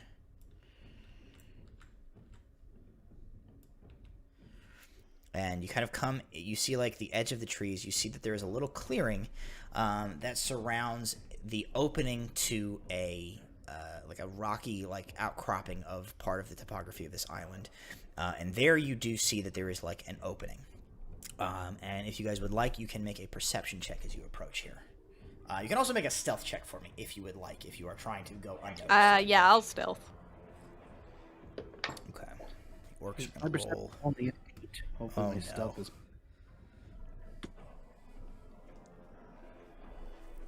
My stealth is a 21. My stealth is a 24. And my perception is a 15. 14 Like- stealth, and 16 perception. Michael. Oh, you want me to go? Yeah. Stealth, a 3. Oh. Perception, a 5. Oh, Okay. well. That's improvement. Sure. Alexis is looking at his own feet and still tripping. Okay, so for stealth, I got a 19, and for perception, I got a 16. Okay. So, for those of you with perception rolls above a 10, what you guys notice as you approach this clearing, there are a handful of Ignian naval soldiers here. Looks like 4 of these kind of like standard guys in like their mariners' naval outfits. These 2 guys appear to be like more heavily armored. They're kind of standing in this clearing. You see evidence that some stuff like seems to have gone on like around the opening of this like cave hole. Specifically, like the opening of this hole is like singed black. You are able to deduce with those perception rolls. You're able to deduce the source of this appears to be that like a cannon had been hauled into that opening, and at least a few times had been fired out of the opening, as there are like several places in the ground in this clearing where there is like a huge crater where like a cannon shot was taken. However, you now see that this cannon has been like basically dragged out of the opening and has just been like overturned and tossed to the side of the opening. So it looks like somebody was like holed up in this opening and was like shooting this cannon at anybody that came near enough, and either they were overrun or maybe they ran out of ammunition or something, and the cannon has since been like drug out of the way to like clear the path into this. These guys are like standing here waiting. They clearly look like they are guarding this entrance. Unfortunately, with some very low stealth rolls, not entirely Thysis, as the orcs did collectively roll a nat 1. You're a party that's like 15 strong. It was inevitable that like you made some noise approaching. So these guys catch your hear you approach, and they immediately whirl around and draw weapons. And at that point, I'm gonna need you guys to roll initiative. Lexus immediately turns around, looks at the orcs. I heard one of you fart. I heard it. Sorry. 24. All they have for food on the Grimm's Folly is beans for some reason. Oh Like, yeah, it's we're got a still knife. making through. We're still making through the bean storage Queen, from yeah. Rowan's days. Of... 25 Like, is You got food, didn't you? Murder Beard. 25 was Murder Beard. 24. That's- Nine- Oh, 24. 19 for 19 Thysis. for Thysis. Yep. Okay. 16 for Rowan. 16. 14. 14 for Emily. 3. 3. Yeah. And he is. What is his name? Thorn. Oh, I rolled for the orcs already. Oh, I gotta roll for the Ignians. Dedoy. Okay. Alrighty. The first to react is Murderbeard. These Ignians all turn in your direction. Is there anybody who looks like they're particularly in charge? Not of this group that you can tell necessarily. Okay. Then just whoever the closest dude is. Sure. Is going to be a 24 to hit. 24 definitely hits. Shockingly.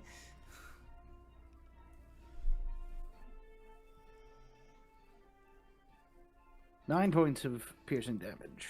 This is your crossbow?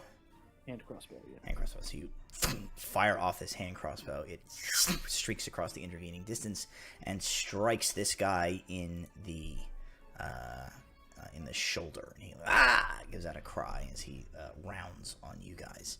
Anything else, Murderbeard, with your turn as the opening volley is launched in the direction of the enemies? Roughly how far away are they from us? They're probably... The closest guy is probably like 50 feet from you guys. Then I am going to dash to the closest guy. Okay. Assumingly the guy that... You shot. Well, yeah, no, I'll dash. Okay. Dash forward to that gentleman. Okay. You did 9 points of damage, right? Yep. Alrighty, very good. That is going to bring Thorn up next in the initiative. Thorn is also going to use his bonus action to dash. To get right up to here. And he is going to, as he runs, he like pulls out his cutlass. And he is going to take a swing at that gentleman. That is a 13 plus things. So he will successfully hit. And Thorn will deal... If I can find his damn character sheet.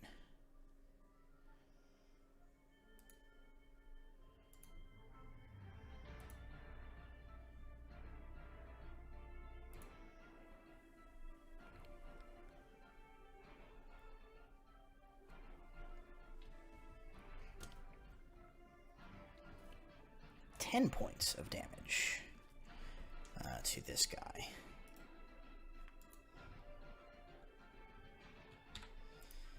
Dealing a total of 19 points of damage to him total as he charges out into the clearing. That is going to bring Thixus up next in the initiative as Murderbeard and Thorn, dueling pirate bros, go charging out, engaging with the enemy, drawing two daggers, or two weapons, cutlasses, essentially. Thixus begins to hold on to his orb, and it glows brightly green for just a moment, and then it gets very dim. And out of the center of the orb, there's this tiny, like, firework that just goes and pops out and just flies towards the very center of where everybody's clumped up. Damn. And as it gets closer, it turns orange and explodes into a fiery flame as I cast Fireball. Okay, what's So the radius on Fireball here? It's 20-foot radius, that'd be a 40-foot diameter. So you can probably hit, like... If you're dropping it here, you could probably hit all these guys. Alright, they need to make dexterity saving throws. DC 15. Okay, these two guys succeed. These three fail. And roll that beautiful bean footage. 26 points of fire damage. Whoo! Okay.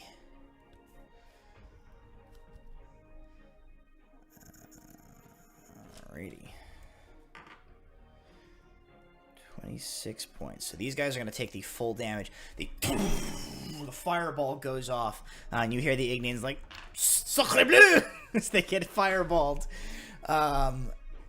The fireball clears, the like after image like burning in your guys' retinas. You see these 3 guys are like kind of staggering back to their feet, all like singed, and like one of them has like takes his hat off because his hat's on fire.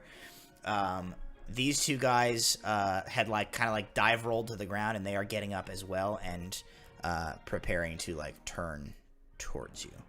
And I will use my movement to take cover behind the nearest tree. Okay. 6. He took 26. He took 26. Alrighty. So as I add these guys his damage, that is going to bring Rowan up. These guys took 13 apiece. Other than the guy that Murderbeard and Thorn are jabbing, is there anyone closer to us, or is that's still the No, closest that's the guy? closest guy. There's nobody near him or nearby except for those guys that Not Dice just especially. fireballed. Yeah, not especially, no. So then I can't do anything other than run in. I'll pull out Shikai and I will run and then use my action to dash past them to try Okay. to get into line with. So to move 60 other- foot, you can get like here, basically. Yeah. I just want to like just get like maybe a bit more to the left, like kind of like branching out in case anyone else has an area effect thing. But like I'm trying to Sure. like get that one guy over there to come towards me Okay. more than me go in that area. No problem. And I'm just ready to swing whenever it's my turn again. Alrighty, Nimue, that brings us to you. Okay. I will move up 30 feet, Okay. and I will Here. take out the longbow that I got Alright. from the portal up, and I'm going to. What's the? Who's farther back, like just behind the one that attacked? Murderbeard. The That a one of murder these 2 attack. guys, probably. Yeah, I'll hit one of them. Alright, roll the hit. 18 to hit. An 18 will hit, yes. Cool. That is 11 damage. Alright, which one of these guys would you like to hit? Left or right? Go to the left. Always go left. Alrighty. And yeah, I'm gonna do a side-powered strike on it. I'm gonna infuse it with Okay. kinetic energy. That's another D8. That's another 6 points of psychic damage. Okay. I'm gonna fire off one more. Already. Same guy? Same guy. That's 17 to hit. A 17 does hit, yes. That's another 11 damage. Okay. Alright, so you thunk 2 arrows into this guy. He does not look happy about it. He's got several arrows sticking out of him. He's burned. He draws his cutlass, and seems to be angling on heading for you guys still. Alrighty. That actually is going to bring us to the Ignians. So this guy is going to turn around. This guy will move here. This guy will move here. This guy is going to have to dash, but he's going to get here. These guys, let me check their stat blocks real quick.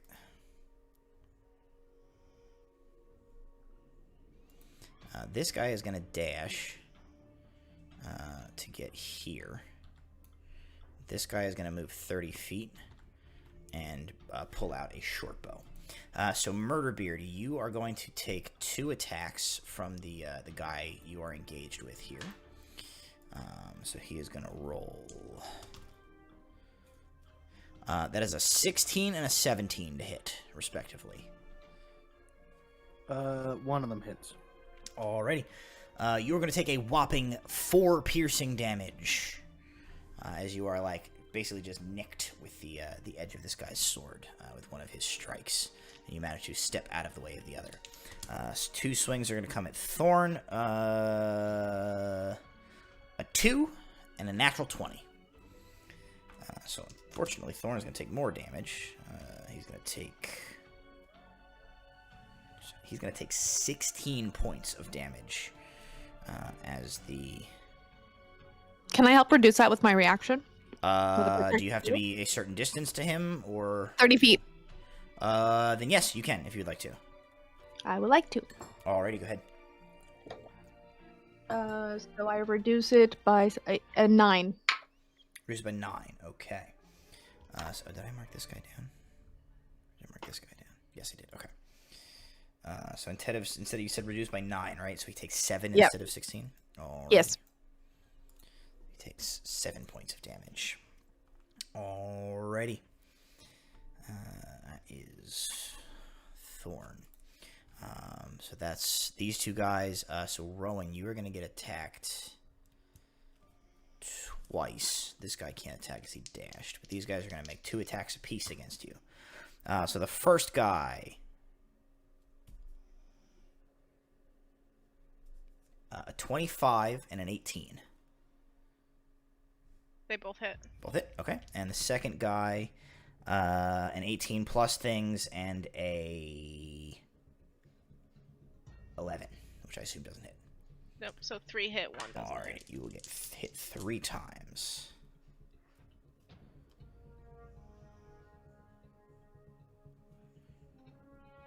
You're gonna take 17 points of slashing damage from the 3 hits that you take. As he pulls out his rapier, slashes you up, and he says, "How about you, pirates?" And that is... the short bow is going to take a shot at Murderbeard. That's only a... I don't think that's going to hit. That's a 10 plus... does a 16 hit Murderbeard? No. No. Okay. So, arrow goes whizzing past your head from this guy in the back here. That is their turn, which is going to bring us to the orcs. What would you guys like the orcs to do? Yeah, fuck shit up. Fuck shit up, okay. Head up. Alright, so here's how we're going to handle this, because I don't want to maneuver 9 individual orc tokens. I'm just going to roll 9d20. And we're going to see how many hit, and then I'm going to spread that damage across these dudes to represent your orcs, just like, come like running out of the bush and attacking everybody. 1, 2, 3, 4, 5, 6, 7, 8, 9.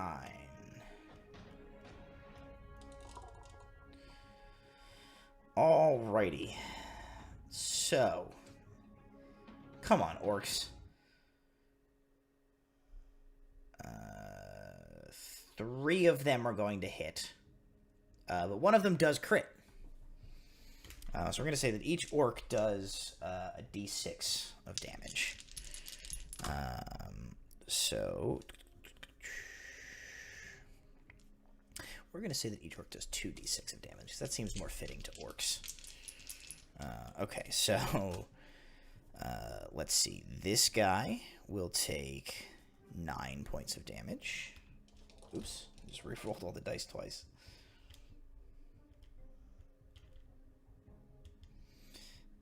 Okay. Fine.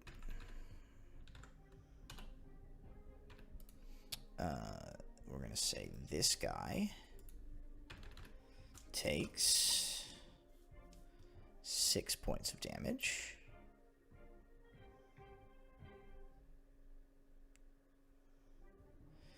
I forgot what he was at. I think he's there. I can check on this guy. He should be at... Yep, okay, got it right. And then the third guy, this guy, is going to take the crit, which means he is going to take...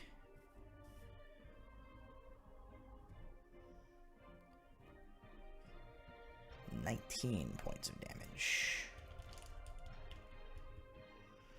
That is McCraw your... did that one. Sure. That one is your orcs, as they just come like rushing out of the underbrush. Alrighty. That is going to bring us, Sela, to you, last but not least. Okay. So, are there still 3 dudes around Rowan? Yes. Okay, then I'm gonna cast a spell. Okay. It's a spell from one of like the more recent books that came out, but it's called Wither and Bloom. Ooh. So okay. what I do Are all of those guys and Rowan within like a 10-foot radius circle? So basically 20-foot diameter. Yeah. Okay. So I hold up. I pull out like a piece of seaweed, and then I like control some of the seawater that I carry with me to like make it into like. It's kind of like spinning it in a circle. And then Scylla reaches her hand through, but when it passes through, it turns into these like thorny vines, and it reaches out like across to these dudes, and it stabs all of them, and they have to make con saves. Not Rowan though. Rowan does not have to make a con save. Okay.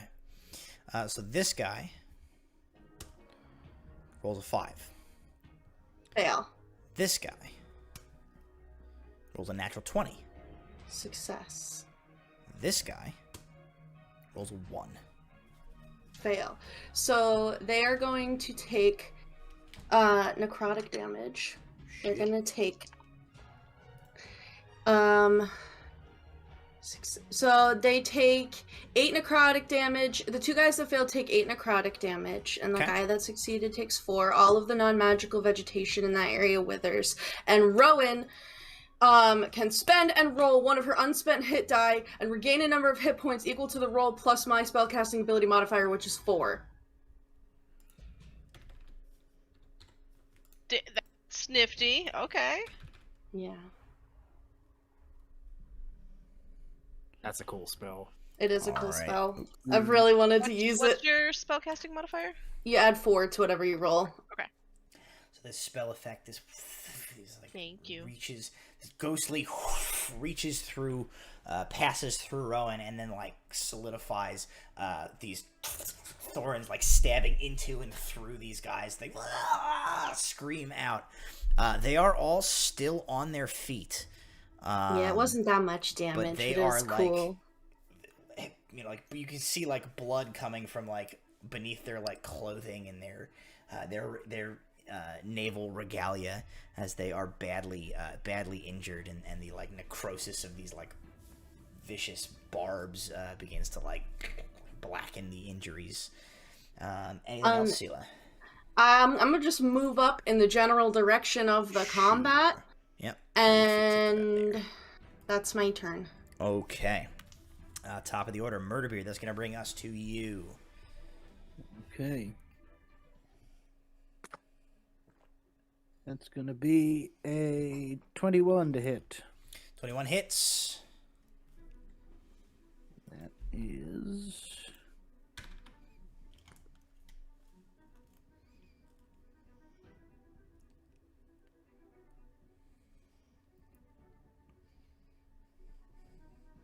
$18 points of damage. Okay, very nice. All right, so you sort of like clash swords with him, and then like sort of like whip your blade, knocking his aside, slip under his guard, and you stick your sword like into his armpit beneath his arm, and he grimaces and like drops his sword, which clatters to the ground. He's still alive, however. Anything else, Murderbeard? No, I don't think so. Okay. Thorn is going to attempt to follow up on that, and he's also going to roll to hit this guy. He will successfully hit that guy, dealing 12 points of damage to him.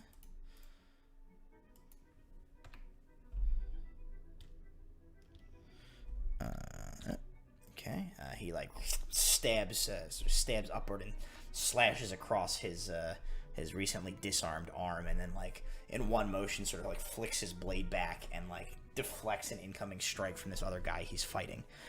That is Thorn's turn. Thyxis, that will bring us to you. All right. Thyxis would look to kind of position himself in a way that he can see Rowan easily with the attackers that are around Rowan. I don't know. Yeah, if where there's another, you are from, like kind of behind this tree, is you're able to see that. Okay. Just start. The orb starts glowing, and a streak of fire just shoots out from the orb as I attack one of those individuals with a firebolt. Do you want to attack the big guy or one of the two smaller ones? Whichever one said is the pirates, whatever. This guy. That guy. Okay. All right, I'm attacking that guy. All right, roll the hit. All right. Oh, that's a 12. No, 12 is not going to cut it. He kind of like looks past Rowan, sees it coming, just, whoa, ducks out of the way.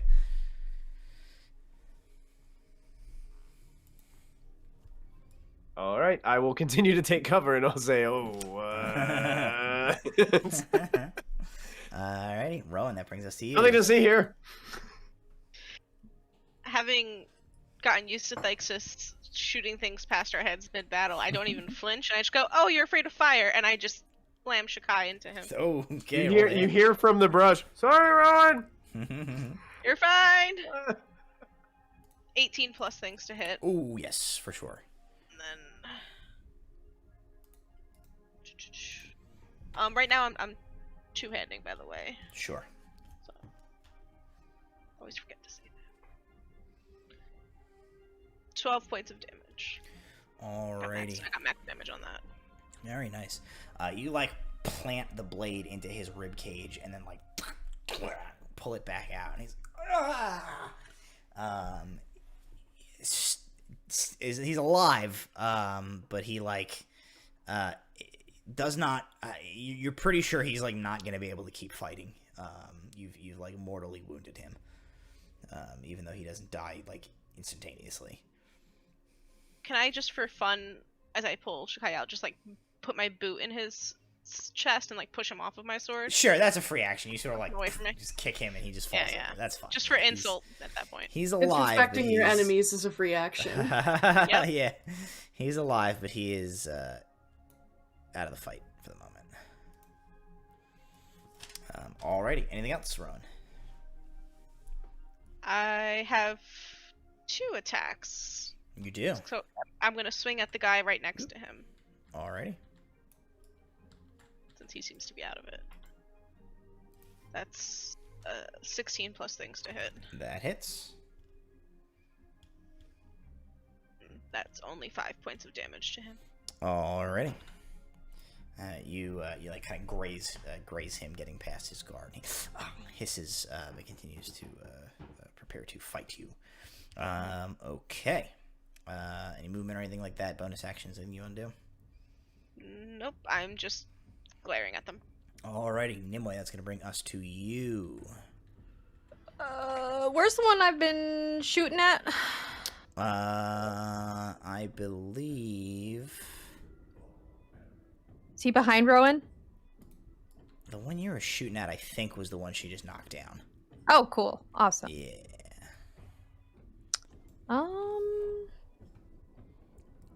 How far am I from Rowan? Am I within range to get up to her? Yeah, probably at this point. Okay, well, before I do that, I'm going to take 2 shots at the one behind her that's Okay. farther back. Sure. 'Cause I don't think anyone's hit him. 15 to hit. 15 hits. Yes. Ooh, okay. That's 8 damage. Alrighty. And another one. That's a 17 to hit. Also hits. And that is 7 damage. Alrighty. And I'm going to rush up to Rowan and who she's dealing with, and I'm going to action surge, and as I'm running, I'm going to drop my bow and start attacking with my Naginata. Okay. So you kind of have some options here. You can go... If you were trying to get to this guy that you just shot, you're going to have to go past here and take an opportunity No, I want to attack. go to the one... Or you I was can go shooting here. behind... Yeah, I was shooting behind Rowan, so I want to go up to Rowan and shoot the one... Or attack the ones that are fighting her currently. Alrighty. No problemo. You are able to move up there and go ahead and roll the hit. That was an Avenger. 17 plus 7 to hit. That hits.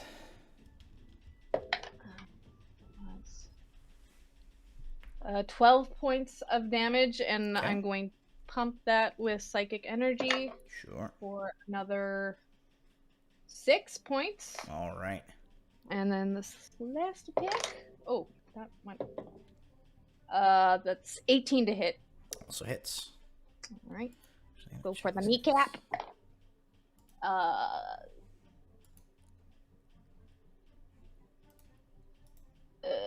Math. 7 plus 8. 7 plus 15. 8, 15. Thank you. Okay. Alrighty. So you come in, you like skid to a stop, and 2 quick slashes of the Naginata. You slash into this plate armor that this guy's wearing. 2 like flares of psychic energy fly off the blade, like reverberating against his armor. He kind of like staggers back slightly, and is still on his feet. And he sort of like turns and prepares himself to face you directly, Nimue. And that is going to bring us to the Ignians. So this guy is going to move up. Actually, this guy's going to use his dash, and he's going to like go loop around you guys, and he starts running towards the casters in the back. His dash takes him to about here as he starts heading towards where like Phyxis and Sela are back there. This guy is going to make 3 weapon attacks. 2 against Nimue, and then we'll see what he does with his third.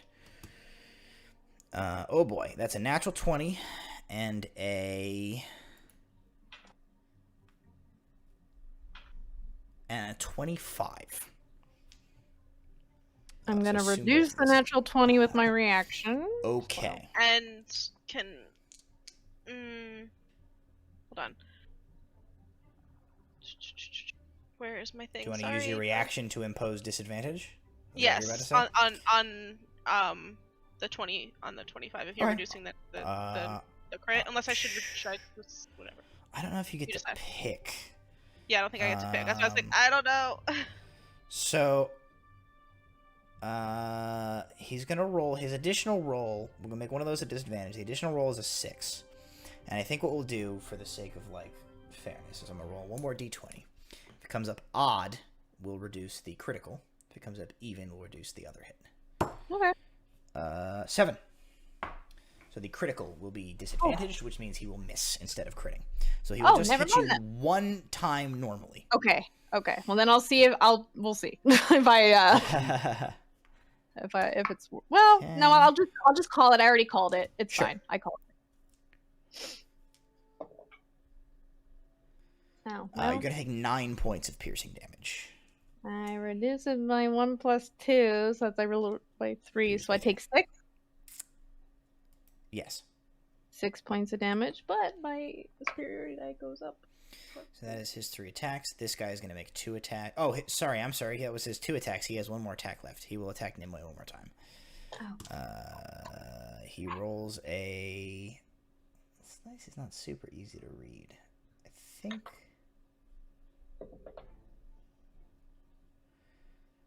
that one's going to be a 24, I think. Yeah, that'll hit. The lowest it can be is a 24 if this is the lowest number that I think it is. So he will hit you one more time for...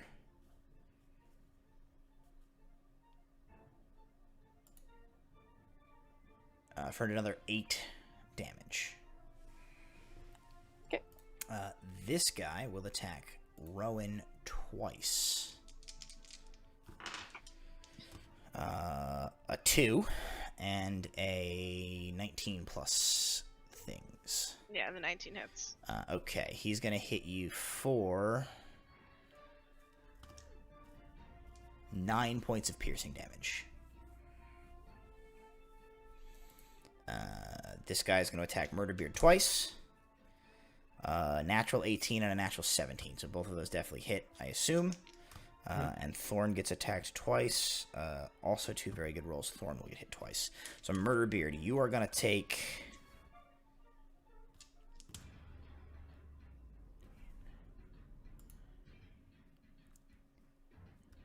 20 points of piercing damage. Thorn is going to take...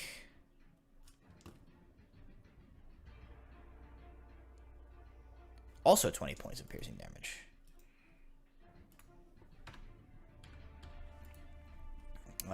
Already. So Thorn gets his. Gah! He says, bastard! And he like whips his sword around. That is all of the Ignians that are still in the fight's turn, which will bring us to your orcs. So once again, I will roll 9d20 for the orcs. Actually, on this action, we want them to do a coordinated, like, dance routine. Sure. No. Spirit hand. Spirit hands. For distraction purposes. Are you sure you want the dance routine? No. No. Okay. 5 of them hit this round. Why don't you guys tell me how you would like to distribute those 5 successful hits? The guys on Murderbeard and Thorn, definitely. Okay. And maybe one guy on the guy coming for the casters? One hit on the... 1, 2, 3, Yeah, 4, sure. and 5? Sure. Yeah. Yeah. Yeah. Whichever one's... Okay. Girls are fine. Don't worry about us. Yeah. Don't worry about us.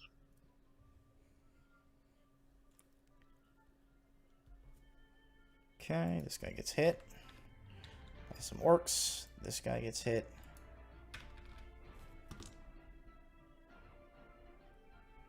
By some orcs. And this guy gets hit. Oh shit! I have to hit these guys 2 more times.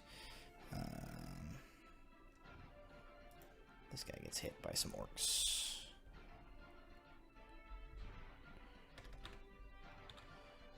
Let me roll some more damage on these guys.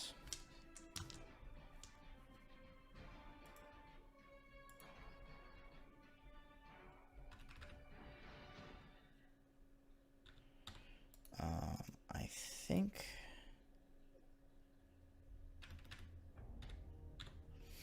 okay.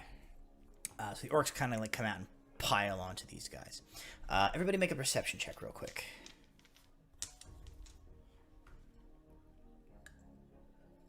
16. 17. 20, not natural. Wait, a lot. A lot. 18, 19, 20, 21, 23. Okay.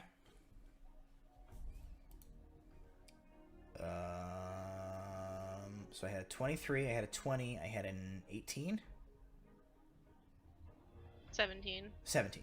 I don't know if I heard Christy or Mike. 16. 16? 3. 3, okay. Alright. Murderbeard.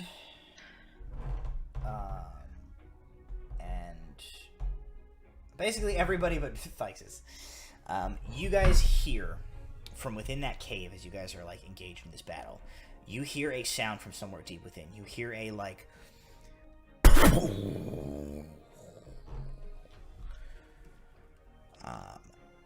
Sela, your roll is high enough that you notice something additional.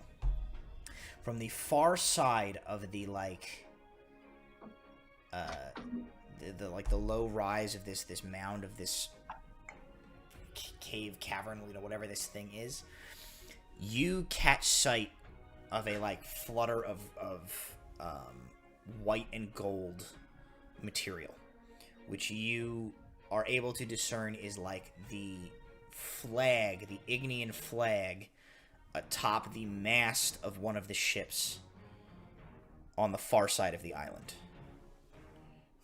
like on the other side of this area from you. Like where we came from? No, opposite where you came from. Like So you guys it just you guys hit have come- ground? Not necessarily. The explosion that you guys heard sounded like an explosion or like a cannon or something was fired off inside the cave. Simultaneously, so you guys came from the south heading north. On the north side, it looks like of the island away from here, you see the mast of an Ignian ship. It looks like an Ignian ship has sailed like up to the other side of the island. Okay. Seeing this, McCrawl and the orcs who just like kind of did their thing, they're like pummeling on these dudes. I think they begin to like try and pin these orcs down. And McCrawl is going to kind of like call out to you guys and say, he says, It seems our time grows short. We can hold them here if you wish to press further in.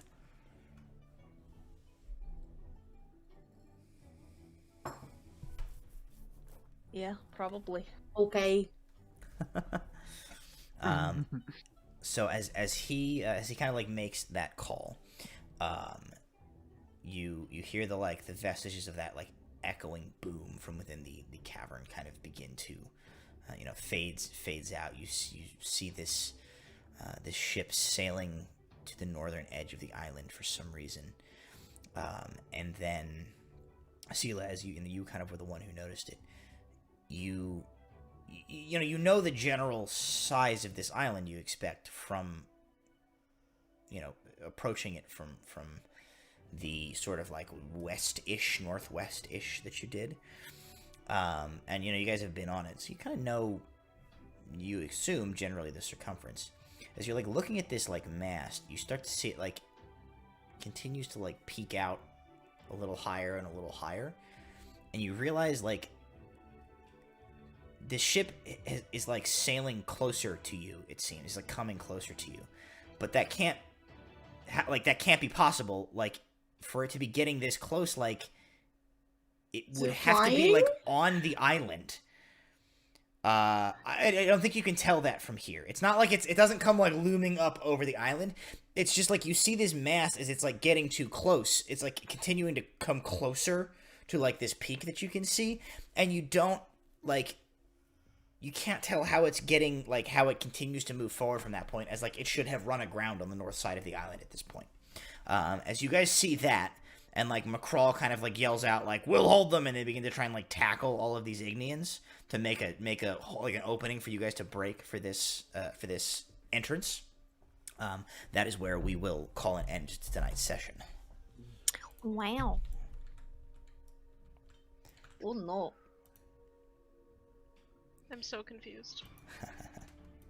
Ghost ship. If it's a flying ship, we need to take it. A fourth ship. A fourth ship!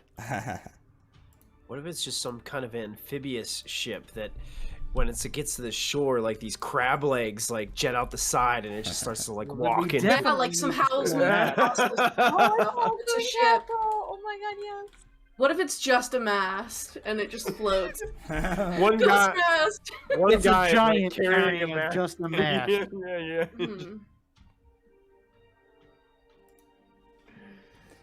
Alrighty, well. With that, we will once again thank you all at home for joining us for another episode of Delve Requisite right here on Proficiency Bonus. And I will encourage you to tune in next week as the Fool's Errant, the other part of our party, the other party in our campaign, is currently about to kick off a battle in the center of the High Parliament of Mythlanday, a battle for potentially the very life of the King of Mythlanday, King Roland Aldo, from an invading Ignian army. And then join us a week after that for the return of the pirates to see what awaits them within the depths of this island cavern. Thank you all for joining us. Thank you guys, as always, for playing with me, and I will see you next Tuesday. Bye! Love you, bye!